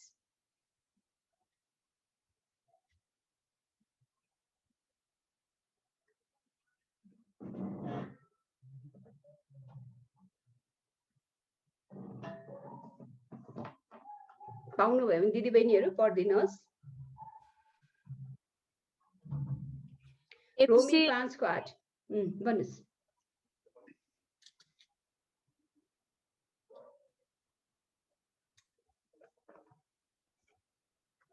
एफिसी 2:8-9 हजुर, किनभने अनुग्रहबाट विश्वासद्वारा तिमीहरूले उद्धार पाएका छौ र यो तिमीहरू आफैबाट होइन, यो त परमेश्वरको वरदान हो, कर्महरूद्वारा होइन, नत्र मानिसले घमण्ड गर्नेछ। आमेन आमेन। यो रोमी 5:8 पनि कसैले पाउनु भने पढिदिन सक्नुहुन्छ। तर परमेश्वरले हाम्रा निम्ति उहाँको प्रेम यसैमा देखाउनुहुन्छ कि हामी पापी छँदै ख्रीष्ट हाम्रा निम्ति मर्नुभयो। आमेन। आमेन। दुईवटा यो खण्ड हजुर हामीले हेर्यौं। रोमी 5:8 र एफिसी 2:8-9 हामीलाई के बताउँदछ भने यदि हामी सिद्ध विचारको मैले गर्नुपर्छ, म प्रभु कहाँ पुग्नुपर्छ, म पर्फेक्ट हुनुपर्छ भन्ने जुन सोच लाग्छ नि, अनि आफैलाई चाहिँ एकदमै यो कुराले गर्दा कोही बेला निराशपनमा डुब्न सक्छ, यो व्यक्तिहरुका लागि चाहिँ यो एकदमै असल सुसमाचार छ कि हामी आफ्नो कोसिसले होइन, हामी पापी छँदै, रोमी 5:8 भन्दा हामी पापी छँदै ख्रीष्ट हाम्रो निम्ति मर्नुभयो है। हामी सिद्ध भएर, हामी असल भएर, हाम्रो असल कर्मले गर्दाखेरि हामी प्रभुमा आएको होइनौं। हामी पापी छँदै ख्रीष्ट हाम्रो निम्ति मर्नुभयो। आमेन। हामी कमजोर छौं, हामी परमेश्वरको त्यो स्ट्यान्डर्डदेखि हामी पुग्न सक्दैन थियौं, तर पनि उहाँले हामीलाई प्रेम गर्नुभयो। अनि हाम्रो के भन्छ, हाम्रो विश्वासको जग चाहिँ मलाई रोमी 2:8 र 9 लाग्छ। सुन्नुस् ल, यहाँ के भनेछ, तिमीहरू के छ, तिमीले अनुग्रहबाट, विश्वासद्वारा अनुग्रहबाट चाहिँ के पाएको छौ, उद्धार पाएको छौ। यो तिमीहरू आफैबाट होइन। सुन्नुस् ल, हामीबाट नै, हामीले कोसिस गरेर परमेश्वर कहाँ पुगेको होइन। यो किन चाहिँ क्रिस्चियन, अब क्रिस्चियन धर्म नभनौँ, हामी क्रिस्चियन र अरू धर्ममा के फरक छ भन्दाखेरि संसारमा विभिन्न धर्म छ। हामी पनि पहिला प्रभुलाई चिन्नुभन्दा अर्कै धर्मबाट आएको।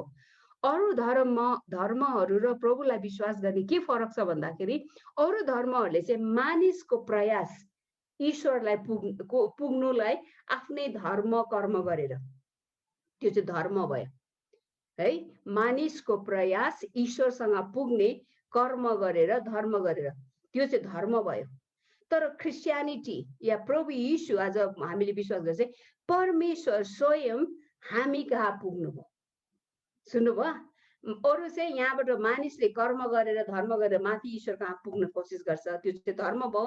तर क्रिस्चियनिटी, तपाईँ र मैले आज क्रिस्चियन भएको चाहिँ परमेश्वर स्वयं मानव भएर आएर हामीलाई बचाउनु भयो। हामीले केही गर्नु परेन, मात्र उहाँमा विश्वास। यो विश्वास पनि तपाईँ र मैले आज जुन विश्वास गरेको छ नि, त्यो तपाईँ र मेरोबाट होइन, यो पनि परमेश्वरको अनुग्रहबाट पाएको छौँ। आमेन, आमेन। योले हामीलाई एकदमै ठुलो, हामीलाई रिलिज गर्नुपर्छ। बुझ्नुभयो त, एकदमै महत्त्वपूर्ण कुरा छ। आज कतिचोटि चर्चमा पनि आज हामीले थुप्रै रुल लाग्नुपर्छ, तिमी प्रार्थना गर्नुपर्छ, तिमी उपवास बस्नुपर्छ, तिमीले यो गर्नु, रुल्सले गर्दाखेरि अहिले पनि हामीले पहिला जे गरेर आएको त्यस्तै गरिरहेको हुन्छ। तर हाम्रो धर्म कर्मले होइन, मात्र प्रभु यीशु ख्रीष्टको मृत्यु, हामी पापी छँदै ख्रीष्ट हाम्रो निम्ति मर्नुभयो, त्यो फरक छ। हामीले उद्धार र मुक्ति हाम्रो कोसिसले होइन, म राम्रो भएर मैले पाएको होइन, नो, हामी त एकदमै खत्तम, हामी पापी छँदै ख्रीष्ट हामी निम्ति मर्नुभयो। ठुलो फ्रिडम, ठुलो छुटकारा यसमा छ। अब के गर्ने त यसमा? अब हामीले प्रभुमा विश्वास गरेर हामीले पाएको धार्मिकता, त्यो उद्धार मुक्ति छ, त्यसको लागि परमेश्वरलाई धन्यवाद दिने र प्रभु, अब हामीले अनुग्रहबाट पाएको छौँ, हामी एउटा अनुग्रहको व्यक्तिहरू हौँ, प्रभुको अनुग्रहमा जिएका छौँ। हाम्रो धार्मिकता होइन, तर प्रभु यीशु ख्रीष्टको धार्मिकतालाई हामी धारण गरेर अब प्रभुको निम्ति जिउने। अनि कसैले 10 पद पनि पढिदिउँ त, एफिसी 2:10।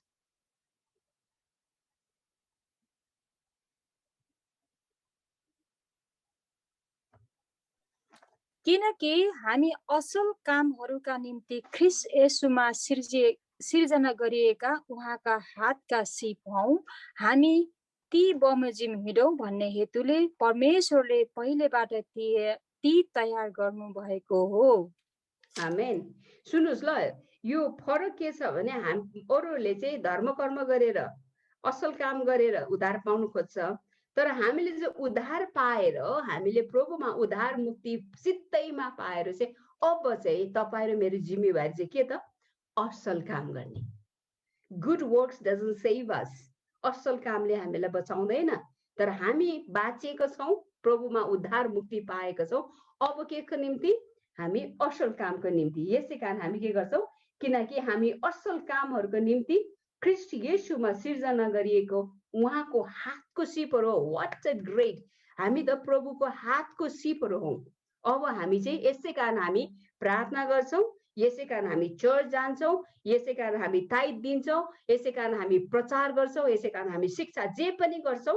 प्रभुले हामीलाई पहिलो गर्नुभयो, अब उहाँलाई प्रभुले हामीलाई गरेको कारणले गर्दा अब हामी उहाँको हातको सृजना हौ, हामी गर्छौँ। आमेन।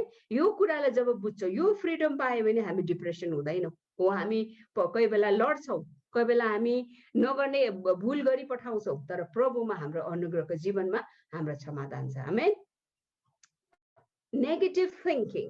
अब अर्को चाहिँ एउटा के कुराले निराशपन ल्याउँछ भन्ने कुरामा, यदि हामी जहिले पनि नकारात्मक सोच, सधैँ पनि चर्चप्रति नकारात्मक सोच, अगुवाहरूमाथि नकारात्मक सोच, अरूप्रति गरिराख्यो भने त्यो हाम्रो सोच, हाम्रो दिमागमा चाहिँ नकारात्मकको के भन्छ एउटा छाया छ भने उसले के गर्छ भने आफूलाई पनि म केही पनि गर्न सक्दिनँ, हो हुँदैन रहेछ हौ, छोडिदिउँ हौ, अर्को मण्डलीमा जाउँ भन्ने खालको फिलिङ आउँदाखेरि चाहिँ याद गर्नुहोस् यो नकारात्मक सोच हो। यसले हामीलाई डिप्रेसन, कहीँ पनि सिद्ध कुरा पाउँदैन है, कहीँ पनि सिद्ध व्यक्ति कहीँ पनि छैन, सिद्ध मण्डली कहीँ पनि छैन। अघि भर्खर तपाईँको यो क्लास लिनुभन्दा अगाडि 1 घन्टा अगाडि कि आधी घन्टा अगाडि मलाई एउटा फोन आयो। अनि एकजना ठुलो चर्चको यही एजी चर्चको ठुलो पास्टरनी पास्टरको श्रीमती पास्टरनी आमा हो। अनि उहाँ चाहिँ यसरी नै धेरै क्लास लिनुहुन्छ। यसपालि म फेरि जाँदैछु उहाँहरूको ठुलो चर्चहरूमा प्रचार गर्नलाई, प्रभुलाई धन्यवाद। बानेपा जान्छु, रुकुम जान्छु, प्रार्थना पछि प्रार्थना गरिदिनु होला। अनि उहाँले भन्दै हुन्थे एकजना महिला छ अरे इन्डोनेसियाको, अनि उहाँले पनि यस्तै क्रिस्चियन पनि ठिक छैन, हिन्दू पनि ठिक छैन, क्याथोलिक पनि ठिक छैन, प्रोटेस्टेन्ट पनि ठिक छैन। दिदी तपाईँले उहाँलाई भेट्नुहोस् न, उहाँलाई पठाइदिन्छु तपाईँलाई भनेर मलाई अघि भर्खर उहाँले त्यो एउटा काउन्सिलिङको लागि पठाउने भनेर फोन नम्बर पनि पठाउनु भयो। मैले ठिकै छ पठाइदिनु न भनेर भनेछु। कतिजना चाहिँ सिद्ध खोज्छ क्या, यो चर्च जाँदा सिद्ध हुन्छ कि, त्यो जाँदा सिद्ध हुन्छ कि, त्यो सम्प्रदायमा छिटो कि त्यो मण्डलीको। कहीँ पनि सम्प्रदाय, कहीँ पनि मण्डली सिद्ध छैन। तर हामी प्रभुलाई एउटै सिद्ध व्यक्ति हुनुहुन्छ, प्रभु यीशु। आमेन। हामी उहाँलाई हेर्नुपर्छ र हामी उहाँको पछि नकारात्मक सोच यसरी नै जान्छ। अनि अब यो कुरा जब तपाईँले कोही बेला सानो भुल गर्छौँ, आफैलाई के भन्छ, तपाईँले मानिलिनुहोस् सानो काम भुल गर्दाखेरि यो भनेर हामीले आफैलाई सराप्छौँ नि, आफैलाई सराप्छ यो भनेर हकारिरहेको हुन्छ, सराप्छ। यो खालको विचारले पनि हो, हामी कोही बेला मिस्टेक गर्छौँ, तर पनि हामीले बोल्नु पर्यो हामी भुल गर्ने व्यक्ति हो, तर प्रभुमा हाम्रो समाधान छ।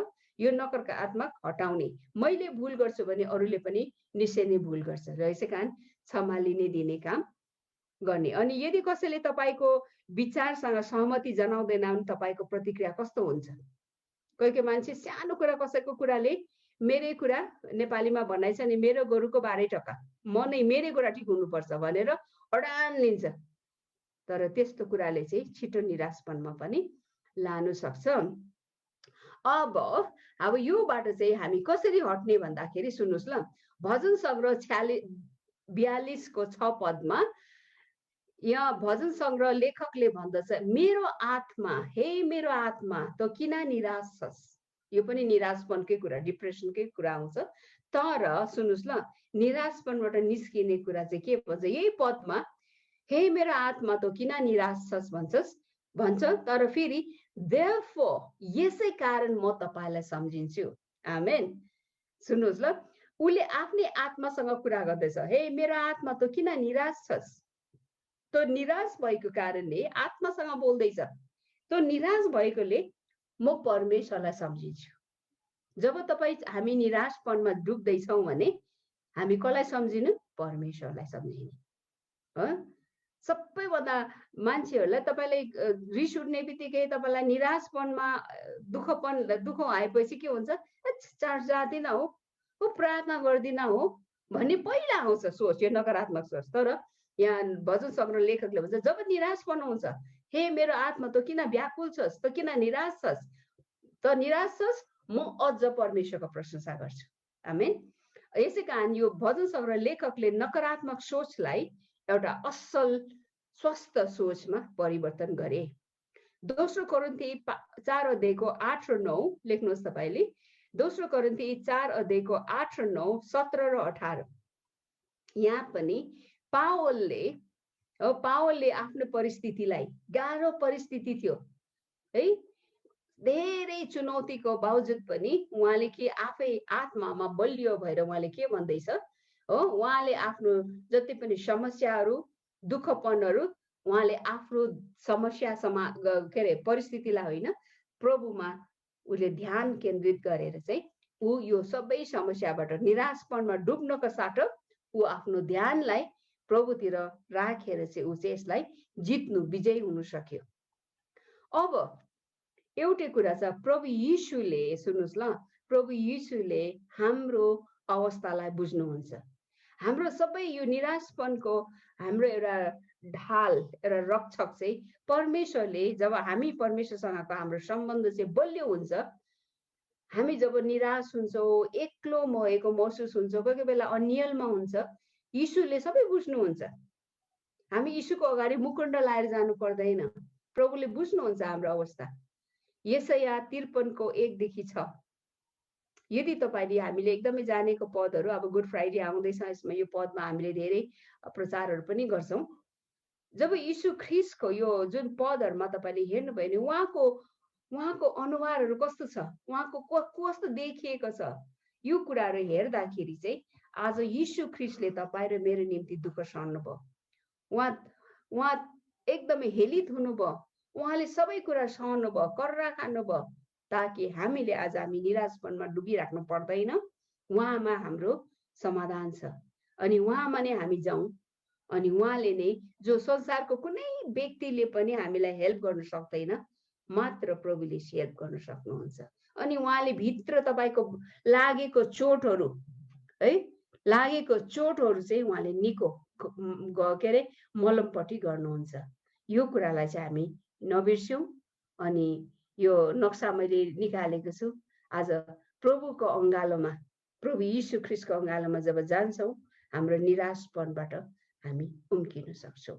यो चक्र, चिन्ताको चक्र र निराशपनबाट उम्किनु हो भने बाटो परमेश्वरसँगको एकान्त समय, उहाँको वचनमा ध्यान दिने, अनि हाम्रो जबै समस्या चाहिँ प्रभुको चरणमा गएर हाम्रो सम्बन्ध चाहिँ प्रभुसँग बलियो बनाउँछ भने यो चिन्ताको चक्र, निराशपनको खाडीबाट हामी निस्किन सक्छौँ।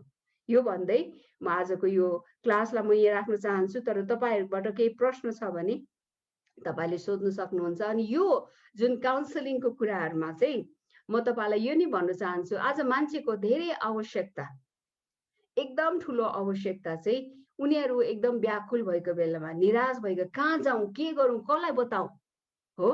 आज संसारमा यो खालको मान्छेहरु एकदम भड्किरहेको छ। यो मैले तपाईलाई भनेन, यो लकडाउनको बेलामा पनि प्रभुको अनुग्रहमा केही जनालाई मैले काउन्सिलिङ गर्ने मौका पाएँ।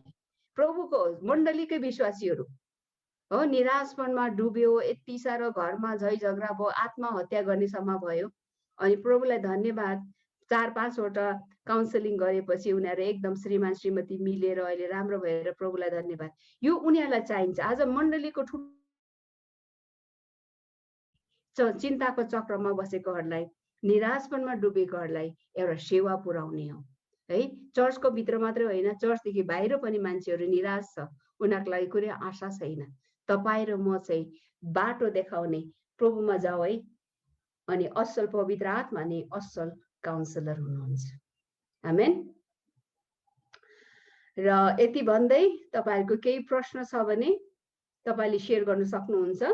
र मैले छोटकरीमा यो तपाईहरुलाई यो, किनभने हाम्रो अब क्लास यो आज 5th हो, नेक्स्ट हाम्रो लास्ट क्लास हुनेछ।